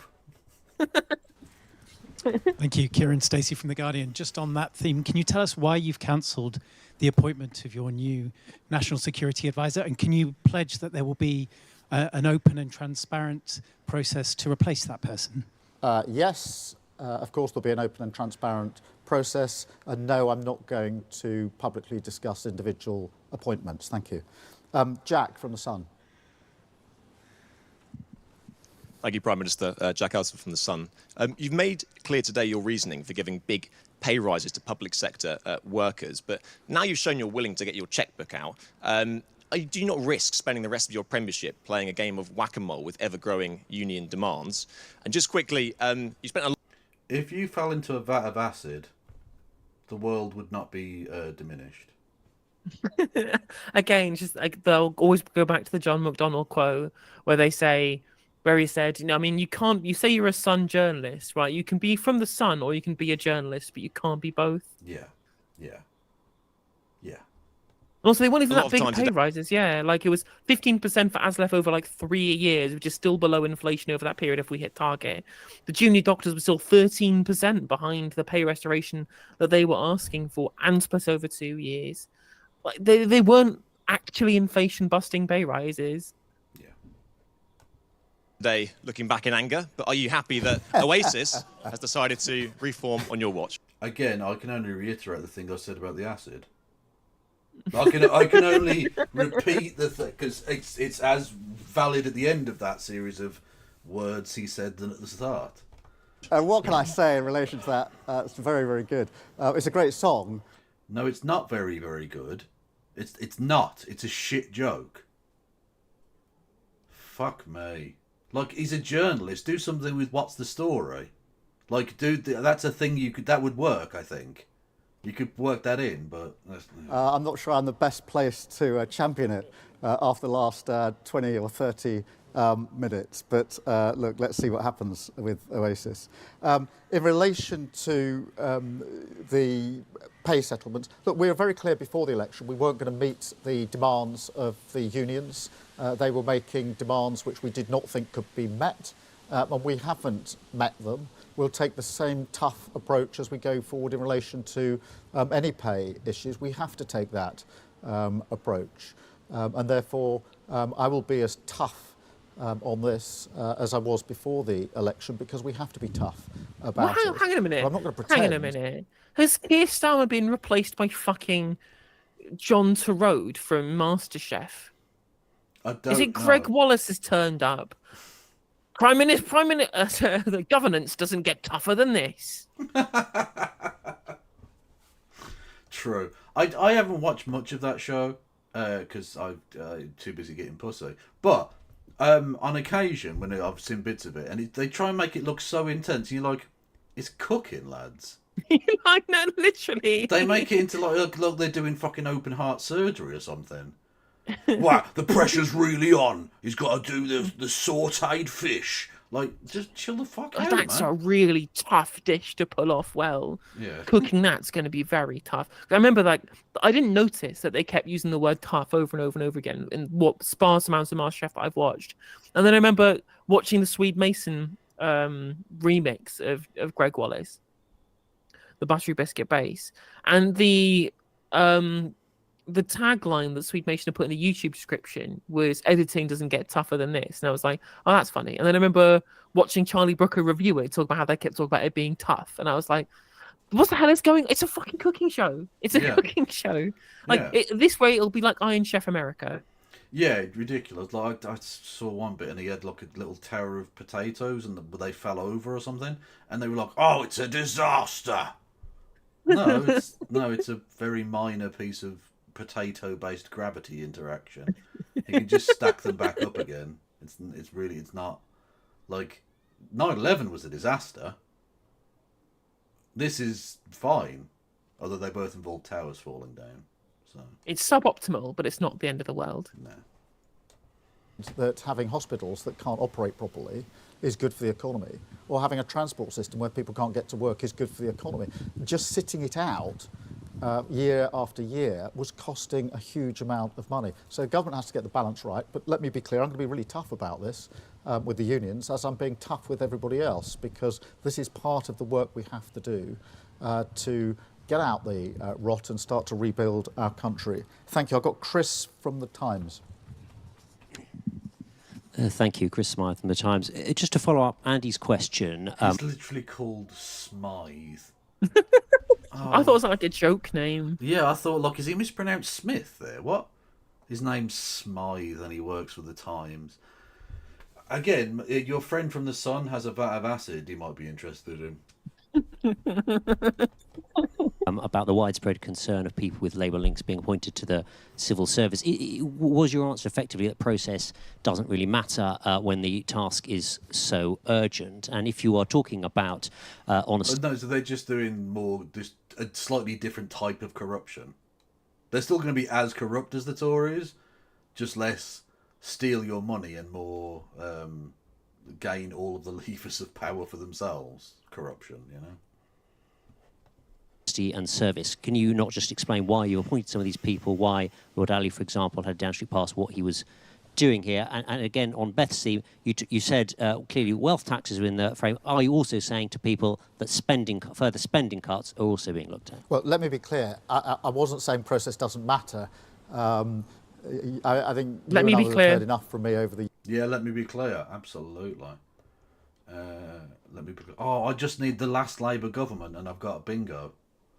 Oh. That's going to be unlikely when he's on campaign mode. Or wife works in the NHS, which again is more you're kind of pretending to be give a fuck about the NHS. Oh. I mean, I think it's more likely than talk about the last Labour government. Whenever they talk about the NHS, he cannot stop himself talk about his wife being a member of the NHS. True. For years to know that process does matter to me, procedures do matter to me, and I'm absolutely determined to restore honesty and integrity to government, because I think that is core to ensuring that people appreciate that honestly, can be I literally cannot take Keir Starmer, of all people, Sir Keith himself.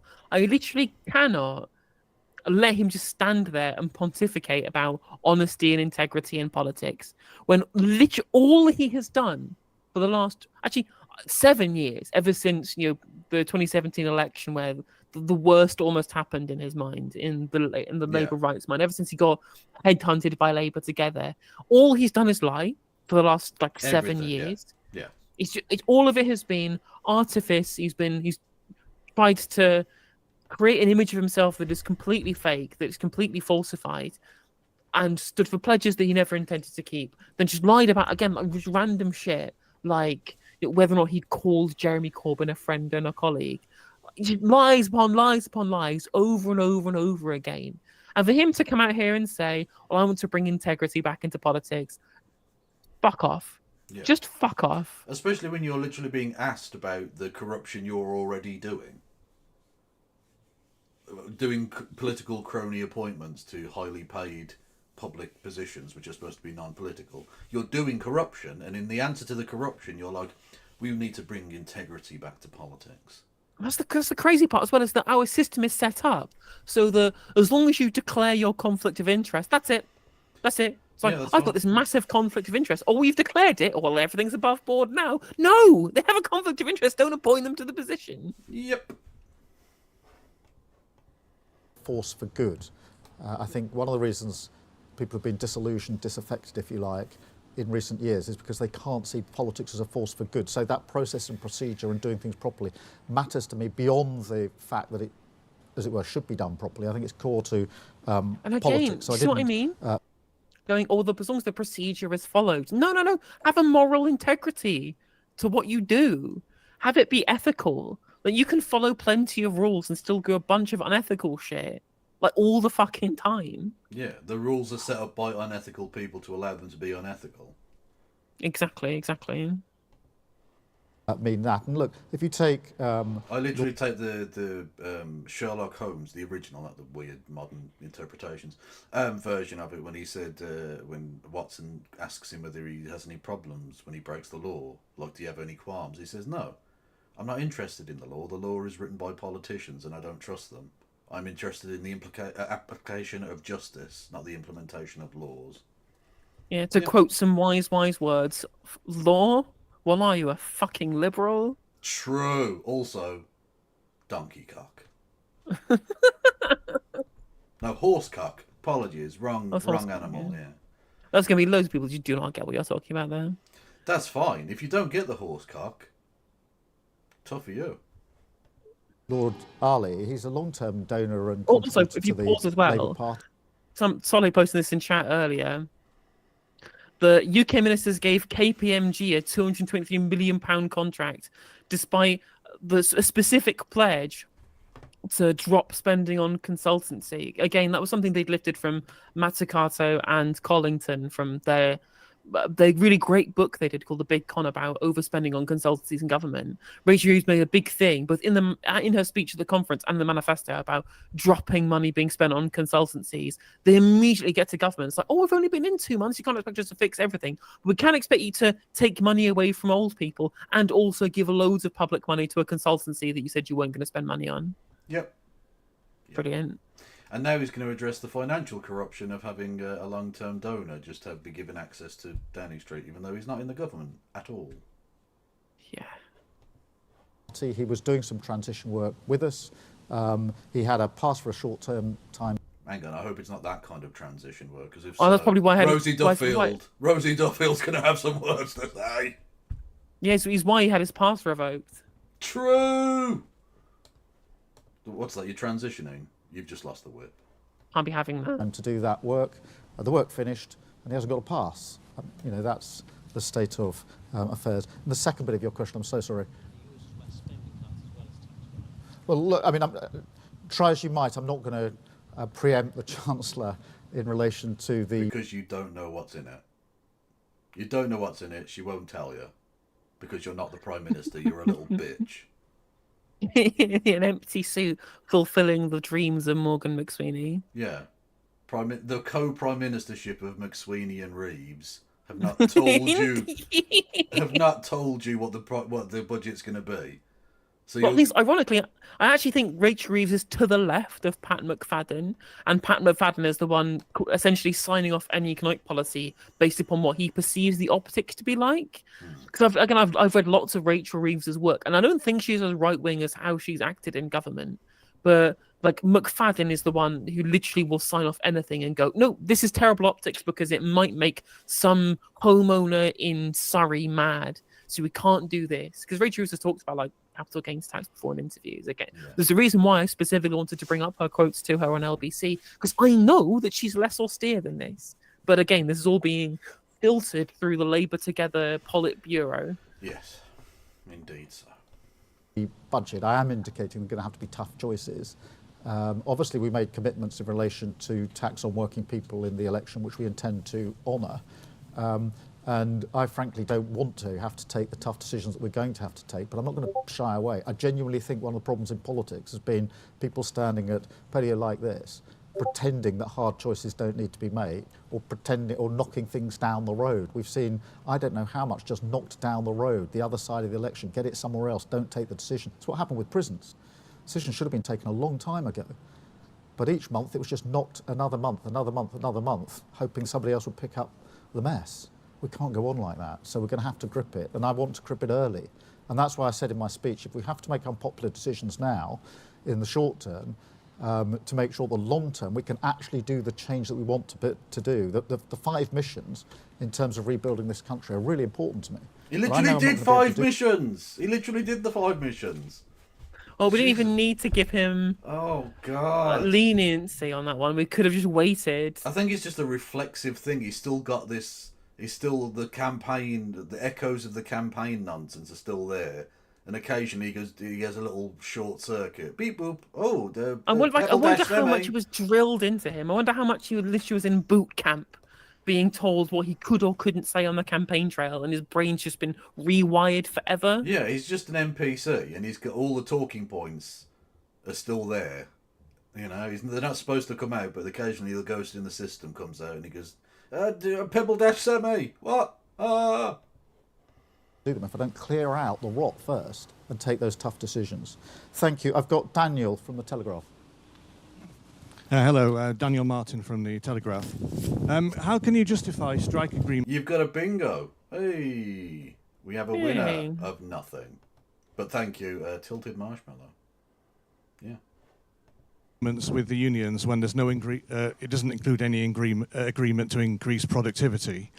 And secondly, on Ukraine, do you believe that Ukraine has the right to use... Right, but this is, dickhead, right. This is because it's to get the money back that's been stolen from them over years. The restoration. Yeah, the productivity has already increased. And that's what you'll be getting. Interest-free as well. And they didn't even get restoration. They got like half of restoration. Yeah, and it's also important to understand that in a lot of these sectors, like especially in medicine and teaching, for example, you don't really get productivity gains. You don't really increase productivity because of how holistic it is. You're not producing anything in specific. What you're doing is dealing with the externalities from the rest of the economy or preparing to make gains elsewhere. So talking at and banging on about productivity gains in public sector, especially ones free at the point of use, is such bullshit. It's such bollocks. Because there's a term in economics called the Baumol effect, which is that there are some professions that don't get increases in productivity, but their pay increases based upon productivity elsewhere, because they are feed into each other. Having good healthcare and good education is how you get productivity elsewhere. So they shouldn't need stipulations on productivity increases for pay rises, because they should get pay rises as the rest of the economy gets pay rises, which they haven't done for 14 fucking years. Indeed so. Indeed so. Storm Shadow in Russia. Let me deal with both aspects of that. Look, we came to settlements on the pay disputes, which I think people would say were fair. The rate, what was asked was not what was given. There was clear negotiation in those discussions. And as I say, we can't pretend that strikes, which would be going on a long time, are doing anything other than holding our country back and costing us a future. There's no neutral cost to this. In relation to Ukraine, as I've said many times, the position of this government is no different to the position of the last government. No new decisions or different decisions have been taken. We have put additional... Yeah, we're getting used to that fucking concept, mate. We're fully aware that there's very little difference between you and the Tories. We know.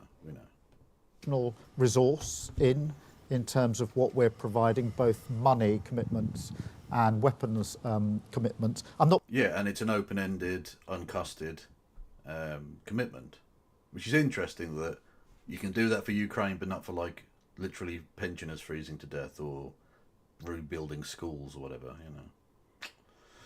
Crazy.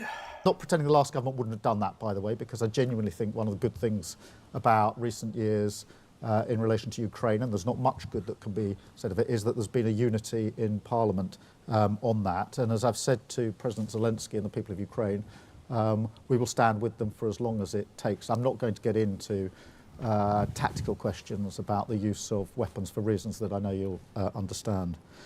David from the Mirror. Thanks, Prime Minister. Dave Boak from the Daily Mirror. Prime Minister, on the subject of hard choices, will safe and legal routes be extended on your watch, and do you think this can play a role in stopping the boats? No, they won't, because he's an evil garbage boy. That's the actual basically the truth. Yeah. Yes, but you know what's also a difficult choice? Which one of us to subscribe to? So you should probably subscribe to both of us. Exactly. You should subscribe to both. It's $4.99 on Twitch, or for free if you have a Twitch Prime. Or they can do that for one of us. You will have to choose for Twitch Prime. Yeah, that is true. You can also do bits messages, 100 on my end for text to speech, or 200 on Kev's end. So I'm a cheap whore. That was hot. Anyway, yes, you can do memberships as well for both of us. And you can now do that on Kev's channel. Do it. Become members. I'm also please gift memberships on my stream on YouTube. I'm like £400 short of my target for the month with like 4 days left. So if you can even spare a little bit to keep me in Rolexes, because I'm fabulously wealthy on my very tiny YouTube platform, it would be very much appreciated, but not expected, of course. But you know, and super 5 memberships, only a £5 to donate, and it helps boost the stream and the algorithm and spread the love around. And each membership is cheaper than a can of Red Stripe. And super chats are also available. Is another way you can do that. Yeah, exactly. And I read out all super chats on stream regardless of value, as long as they're not rude. I'm assuming Kevin does too. I do, but I only read them if they're rude. True. Well, so far as stopping the boats is concerned, we have got to take down the gangs that are running the trade. Stop the gangs! Smash criminal gangs. Boom. Oh, I've got so many and yet no line. Oh. In the first place, which is why we're setting up the Border Security Command. It's why when we had the European Political Community meeting just 2 weeks after I was elected, and we had 46 European leaders to Blenheim, I discussed with them in some detail how we would work better together to take down the gangs that are running this vile trade in the first place. I'm absolutely clear in my own mind that that's how it will be most effectively done. Just as in the recent riots, I drew on my experience of 2011 in terms of what worked to deal with the riots, so with the gangs that are running this vile trade, drawing on my experience of having taken down terrorism gangs, those that smuggle guns and drugs. I think that the same can be done with those that are running this vile trade. Thank you. And then Lucy from the FT. Also, thank you, Night, for the 5 gifted. Thank you, Lucy Fisher. Prime Minister, you've spoken today about restoring honesty and integrity to government, and in your manifesto you pledged to establish a new independent ethics and integrity commission with its own independent chair. You've been in Downing Street for more than 50 days now. Can you commit to telling us when you're going to launch this commission? And can you confirm today that the chair will have the power to launch their own probes autonomously, and that they will be able to publish independent verdicts from those probes? Thank you. Well, Lucy, look, that is a commitment it'll be interesting to see if they can make independent decisions, because then they wouldn't have to fucking look into Keith himself. Yeah, exactly. That's why they of course won't be. They'll be nobbled so that he can protect at least himself and his people. Yeah. Yeah. We will stick to it. I don't have a precise date. I do think it's important that it can initiate its own inquiries, if you like, because that has been an inhibitor in the past. So that commitment stands. As soon as we've got a date, I'll give you a date. But I am very keen that it has the ability to start investigations under its own steam, because I think... Start, but not necessarily complete. Notice that little thing. Yeah, like, NBCCK, like the Ford report. Yeah, they can start a thing, and then maybe if it's inconvenient, the government might just say, no, you have to stop that one. Yeah. Just a little, again, just the subtle ways in which politicians talk. Like, it always reminds me of the bit from the In the Thick of It, where the minister says something like, "Oh, the Prime Minister signed off on this," and they said, "Well, what did he say exactly?" He said, "This is exactly the sort of thing you should be doing." And he goes, "No, that means you don't do this thing. The sort of thing means it's a different thing than the thing it is." And it's such a subtle little change of the wording that completely flips it around. And this is another example. Like, she said independent. Can they do independent probes that go all the way? And he didn't say yes to that. Because he's a little shithead. True, he is That's like one of the bits that's been missing. Thank you all very much indeed. Thank you. Thank you for nothing. Literally nothing. There is one clip that's worth watching about what we've just watched there. I'm just going to pop it in chat because, my God, it's the worst thing I've ever seen, which is, of course, a massive hyperbole, but you know who it is. Just by the level of exasperation I'm introducing this clip we're about to watch, Kev. Yeah, I suspect. You know full well who it is. Here he is. Was a boring speech. I told you, this was the one man that Keir Starmer wanted to talk to and represent. Here he is. Old Jimmy boy. Fucking Jesus Christ. Right, okay, here we go. Let's see what the sensibles have to say, shall we? Have you got your thing lined up? Hang on, I can get rid of bingo now, can't I? Because who gives a fuck? We've had our fun with that. Friend of the show, James O'Brien. Friend of the show, James O'Brien, yeah. The self-described member of the Sensibles. Yes, the king of the Sensibles. That was a boring speech by a boring man dealing with the boring business of getting Britain back on its feet. And if oh God, he's literally going to do the. Isn't it nice? The quiet. He's literally doing an Otto English. He really He's is. 100% doing an Otto English. It's the. I was frustrated with just how turbulent politics was. You know, what was bad about politics before wasn't the material impact that it had on the people of this country. No, it's because I had to pay attention to it because it was too raucous. There was too much going on. It was too unprecedented. Can things be precedented and boring, please? And I'm just like, again, tone not content. All they are is just Labradors. And if you don't like that, you don't like Britain. If you don't... Oh, fucking hell. Oh, Jane. Just when I think... Look, I don't expect much from you, Mr. O'Brien. I really don't. I set the bar very low for you. And you've somehow managed to go head first into the bar. What the fuck is wrong with you? Like, if you're not explicitly happy with continuity, austere politics, then you hate Britain. If you wanted something inspirational, something actually delivering the change that they ran on for all of those months up until the election, right? If you're not happy with managerial garbage that fundamentally changes very little, then you hate Britain. If you don't specifically agree with my vibes-based approach to politics, then you don't like Britain. Yeah. Well, modernism, yeah, I will answer your question. He is always out of this touch as a lib, yes. Because for him, 2012 was brilliant. He can go back to grilling now. He can go back to grilling. The bad, evil, floppy-haired man has gone. And he can go back to having his, fucking Pims in the afternoon. He doesn't need to care about anything anymore. The adults are back in the room. There was literally a whole ass, at least Lewis Goodall, who's on the payroll at Global Media, actually was critical by saying, well, this isn't inspiring, it's a failure of policy, that essentially we've got George Osborne all over again, and we might have George Osborne potentially as being the de facto Chancellor of the Exchequer until 2050. That was what Lewis Goodall was saying in the tweet that he put out, a big long thread that he did. And I was just like, okay, why did you not say anything like this when it was clear that this is what they were going to be like in government with everything they were saying in the run-up to the election?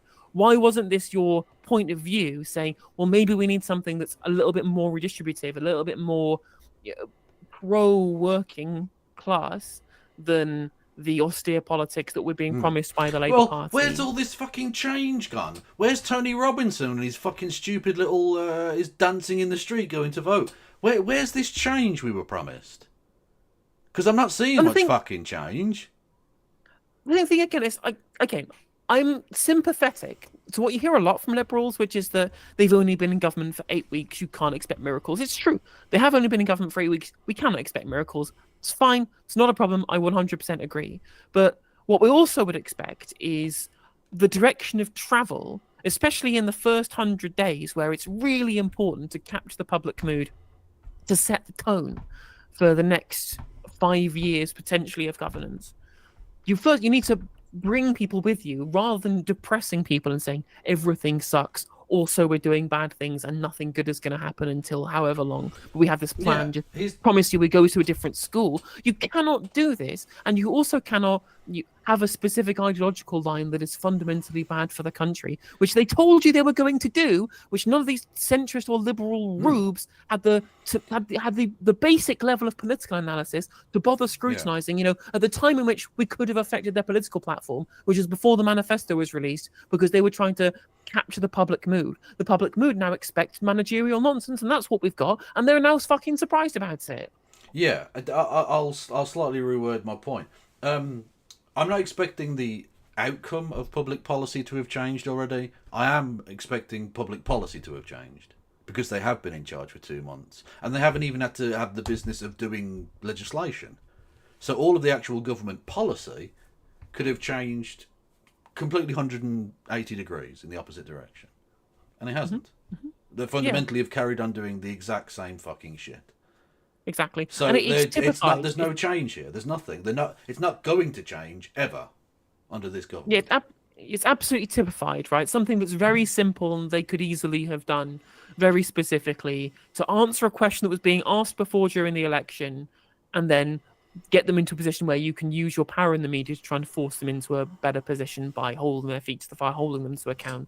Nothing typifies this more than what we were talking about before, the £18 billion of public sector cuts, not the £22 billion black hole that they've invented from capital investment projects and the pay rises for the public sector. But what was being talked about in the Conspiracy of Silence by the Institute of Fiscal Studies, that was brought up by Stephen Flynn 1,000 million times in the election campaign, in that, was there scrutiny of Rachel Reeves, of the people who are going to be in the Treasury in the run-up to the election on this specific figure outside of Paul Johnson being interviewed once by Trevor Phillips? No, there was no discussion of this at all, even though Stephen Flynn banged on about it in the debates. John Swinney did it in the debate. He brought it up in the House of Commons. It was obvious to everybody this was going to be the case, and they didn't touch it at all, and we're staring down the barrel of £18 billion of cuts to unprotected departments in the government. And then we have leaks from The Guardian right now saying that the first budget is likely to continue to have those cuts embedded into future public spending plans. And it's still not being talked about by these people. But James O'Brien has plenty to say about how boring and sensible it all is. But didn't scrutinise this before the election, and now that it's happening after the election, or potentially going to happen, still zero scrutiny of it. These people are pathetic. They're terrible at their job. Yeah, no, he's just a client journalist. Yeah, exactly. And he moans about other client journalists. Yeah. It's so hypocritical. Well, yeah, but because he's not the client of those other people's journalists. Yeah. He's owned by a different journalist. Yeah. And as so Defrag points out, chat, he's economically illiterate. This is true, and he has a fucking economics degree from the London School of Economics. You should ask for his money back. Oh, that's right. He's old enough that he didn't pay. He just voted for people who made everyone pay. Sigh. Don't want him to succeed, you don't want Britain to succeed. You can't possibly argue. Well, hang on a minute. Didn't did you want Boris Johnson to succeed in getting Brexit done? Because if you didn't want the Prime Minister to succeed, surely you didn't want Britain to succeed. Like, exactly, it's so hypocritical. He's literally just a government cheerleader. Exactly. It's embarrassing. You're not a journalist. Get him a press pass. Get him access to the press room. Get him Allegra Stratton's old job. Like, you might as well at this point. Well, no, the naked hypocrisy. Like, because even then, because again, floppy hair Brexit man bad. That's their only position on Boris Johnson. Yeah. But of course, we would have wanted Boris Johnson to succeed for the same reason that he is talking about success, in terms of all the policies that he did that we thought were good, like building hospitals and operating benefits in line with inflation, finishing HS2, Green Industrial Revolution, like leveling up. Obviously, these were lies, but these were good policies that we wanted to happen. We wanted them to succeed. But James O'Brien would wanted them to fail just because he didn't like Boris Johnson as a politician, right? It's so nakedly hypocritical. Also, he was much further to the left than Keir Starmer on trans rights. Yes, indeed. Just saying. Argue with the diagnosis of a country on its knees. You can argue with the prescription, such that he has provided, and we'll have to wait until the budget to find out more. But you cannot argue. Yes, we will have to wait until the budget to see what line of defence you try and run for that. Yeah. It's true. Yeah. With the diagnosis of a country on its knees, unless you are truly deluded or incredibly wealthy. That was a boring. I think again the problem again, of course, is that he is right.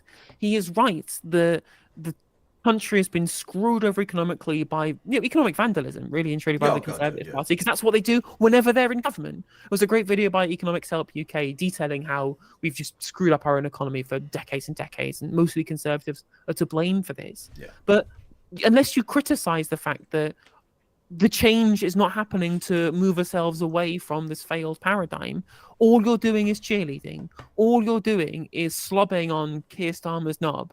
That's all you're doing, unless you're saying, well, actually, this was a failure. The diagnosis is correct, but you're continuing the failed things you've diagnosed. Did you watch my stream last night? No. Oh, okay, because I literally did a whole thing about the slob on my knob song. Really? Yeah, literally. I did a joke about it, right? And Christy was like, what does that mean? And so I had to play her the song. And I'd not listened to the whole song. And the verses after that first verse are fucking horrific. I mean, Really? they're so bad. The guy goes on about her pussy being really stinky and he forces her to have a douche, right? And then he kicks her out of the house and steals her shit and then starts murking motherfuckers on the street. It's fucking horrible. What the hell? It's not. It's wild. It's not a funny song at all. It's fucking hideous. I thought it was just a funny song about blowjobs. No, it's actually just a really horrible piece of misogynistic. Yeah, it's gross. Anyway, so so when you mentioned that, I was like, did she watch the thing? Is that a callback to my show yesterday? No, independently, we both have listened to a small part of a shit song, and it's become memeified. Love it. Absolutely. I love that somebody's calling him Blow Job in chat, which I think is funny. That does work, yeah. Okay. Literally. We've got a new nickname for you, Jim. Love it. But yeah, this is the Lewis Goodall thing that I was talking about before. So, as predicted, Labour are trying to suggest that things are worse than they knew. We're clearly in for more pain, just like check notes the last 14 years. And that itself is an indictment of a generation of policymakers and politics. Voters might be forgiven for thinking they've heard all this before. Indeed, they have since George Osborne in 2010. Yep. It sometimes feels like Osborne will be Chancellor until 2050, no matter how many times his vision of politics/political economy fails. You have to wonder how much more tolerance for this there's going to be. Again, all correct criticism, Lewis. Where was this before July the 4th? Where was this before the manifesto was released? Where was this when everybody on the left, literally everybody to the left of the current Labour Party, was screaming this at you, absolutely screaming at the top of their lungs that this was going to happen, and you were like, "Oh well, we'll just wait and see until the election." And that's like, yeah. Well, this is the thing. The Tory economics never get challenged. Look how badly, like the libertarian wet dream stuff of like, let's get rid of all of the taxes. They tried that with Liz Truss, and it instantly fucking could destroy the economy. It was a fucking nightmare. To the point where she lasted less than a fucking lettuce. And her fucking anal sex buddy had to leave. And eternal disgrace, right? And yet, they'll still push the same shit. She's still out there doing her bit now. The absolute opposite of imposter syndrome. You've been proven to be fucking rubbish. And you're still out there pushing the same fucking lines. Constantly. Exactly. A crazy Liz Truss thing as well. In the biography of her that's just been released, according to the book, according to, I think it was an aide said this, she was considered stopping cancer treatment on the NHS as a way of filling the financial black hole. That's, I mean, look, we know they've wanted to privatise shit for a long time. So it's she's just ahead of the curve. That'll be mainstream Tory politics in 10 years. That'll be... That's the craziest thing I've ever seen. It's ridiculous, isn't it? But they'll still keep, even though they've been completely proven wrong, they will keep pushing the same shit. So, yeah, Sir Anthony says a group of Miss Truss's Tory aides met to discuss the issue of having a gap in the finances. One of her senior advisors, Alex Boyd, was told that Truss and Kwarteng were thinking they could sort out the black hole with severe cuts. We've been told they're looking at stopping cancer treatment on the NHS. Mr. Boyd's response was to ask, is she being serious? While other aides said that she had lost the plot. That implies, of course, that she even had the plot to begin with. Yeah, she never was in full possession of the plot, let's be honest. She is shouting at everyone that we've got to find the money. When we tell her it can't be done, she shouts back, it's not true. The money is there, you go and find it, they told the author. Honestly, I mean, to be how different is this to Keir Starmer? True, yeah. I mean, no wonder she killed the Queen. She was mad. She was clearly just a bit mental. Just totally batshit insane. Absolutely batshit mental. Imagine trying to sell that to the country. We're going to stop. We're going to remove some services from the NHS to plug gaps in public financing. Oh yeah. Well, listen, so is it going to be like peripheral stuff? Are you going to get rid? No, we're going to get rid of cancer services. This is beat for beat identical to the Lord Farquaad moment of some of you may die, but that's a sacrifice that I am willing to make to appease the line. The great god of the line must be fixed by killing off cancer patients. That's the inevitable outcome, isn't it? Look, it's she's obviously mental, but the inevitable outcome of the worship of the line is literally just fuck it. Let's just stop burning peasants. That'll probably make the line go up, right? Yeah, literally, it's the fucking Michelin Web sketch. It's like, have you tried raise interest rates and kill all the cancer patients? Exactly, yeah. Yeah, and we'll type it in. Yeah, let's have a look. Except in the sketch, they're just typing it in as blue sky thinking amongst friends, quote unquote. And yet Liz Truss was fucking serious. Yeah, this was them spitballing actual government policy behind the scenes. Fuck me. Oh my god! And there were people at like the Conservative conference that we watched at the National Conservatism event, or Popular Conservatism. I watched. Crankfest was called. Yeah, and they still say, "Oh, Liz Truss had the right idea," and I'm just like, these people are cooked, cooked, so unimaginable. You cannot believe the extent to which these people are totally cooked. Well, cooked and cooked, both. Yeah. True. Yeah. Yeah. And on that, honestly, that is the craziest thing I've ever heard. That is fucking mental. I'm gonna have to read this fucking book, aren't I? Oh god damn. I mean, we could read it together on stream. Well, that would be very illegal, I'm sure. I'm sure that the DMCA would definitely not allow for that. That's fair. Actually, there was a Times Radio bit about it. We can read it and then we can discuss how funny it was. Yes, with some select passages. Sockdem George says, "Look at the YouGov poll today about Tory members' views." This should be a funny one. Yeah. Do you have a Linkerino, Sockdem George? Oh, we'll be carrying. I thought we'd reached our nadir, so to speak. I thought we'd finished the show. I was like about to wrap up, but if you've got other stuff, okay. Oh, here we go. Find it. Which policies do the Conservative members support and oppose? Killing cancer patients, 83% approval. What's on there? Beating poppies to death, 73% approval. Helping the poor, 2% approval. They really hate banning sales of cigarettes, ice cars. Ice cars. Yeah, internal combustion engine. Oh, sorry. Okay, right. Yeah, I don't think I've ever heard it referred to that way. Yeah. 78% disagree with the ban from 2030. That doesn't surprise. Actually, it surprises me that 22% don't. I would be surprised. What Tory member would think that was okay? Wow. Ending the ban on fracking, 58% support. You know that's going to be in your back garden, right? No, they again. It's like with the law. It only applies to the poors. It doesn't matter. It's going to be in like Hackney. It's not going to be in rural Gloucestershire. Leaving the European Convention on Human Rights has 68% support amongst Tory Oh, voters. you couldn't get that extra 1% for the memes. I know, right? Also, thank you, Dickheads. Lesbian Hot Sauce, the raid. Everyone go and refresh your screens and go follow KF Logan 1875. Well, I over was on Twitter just as well. I was just looking through the thing because I thought we were finished, and so I was like, I'll go to Lesbian Hot Sauce, but you've just finished, so I need to pick someone else. I was going to. Oh, I was gonna say there is a. Actually, I was only 20 minutes or so until Navarra starts.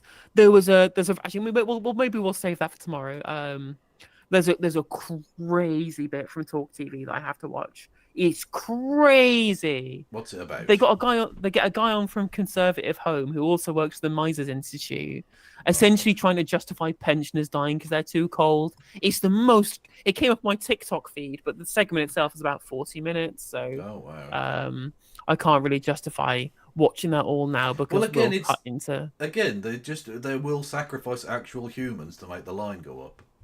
Yeah, it's incredible. We just talked about killing people to try and save money, and this is another conservative going. Well, how would you kill the old people? Yeah, old people, cancer patients, basically ones who can't fight back.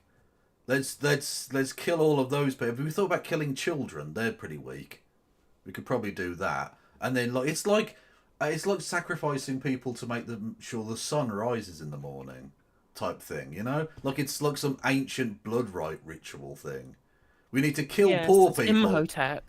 We need to, and then burn their hearts, and then the FTSE 100 will increase by 2% the next day. So, fact. That's how it works. That's economics. I actually really want to cover this. I want to get a segment out on this one today, so I will probably stay live and cover this one. So if you fancy raiding in, it's open. I will raid into you. Yes. Okay, I'll be back, I don't know, at some point in the future. Anyway, I'll sign off with my people and I'll raid into you. Thank you. Yeah, please go and follow KF Logan 1875 over on Twitch. The Kevin Logan's friend, not KF Logan 1875 over on Twitter, and at Ploppy111 over on YouTube. Do it. Indeed, everyone go and follow No Justice MTG immediately on all of the platforms. Absolutely. Bye. No worries. Thank you very much for joining me, Kev. Take care. Bye-bye. Bye-bye.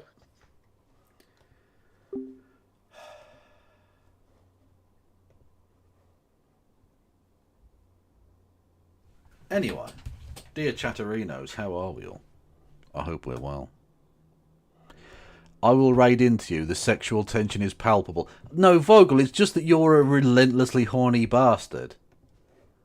That is a you thing. Okay. Anyway, let's raid. Thank you everyone for listening and watching. Thank you for all of your support. I'm going to raid into No Justice MTG, and I will be back tomorrow for our first Wednesday without Christy, because we're doing Mondays and Fridays with Christy now. So I don't know what I'll do. I'll probably cry because I'm lonely.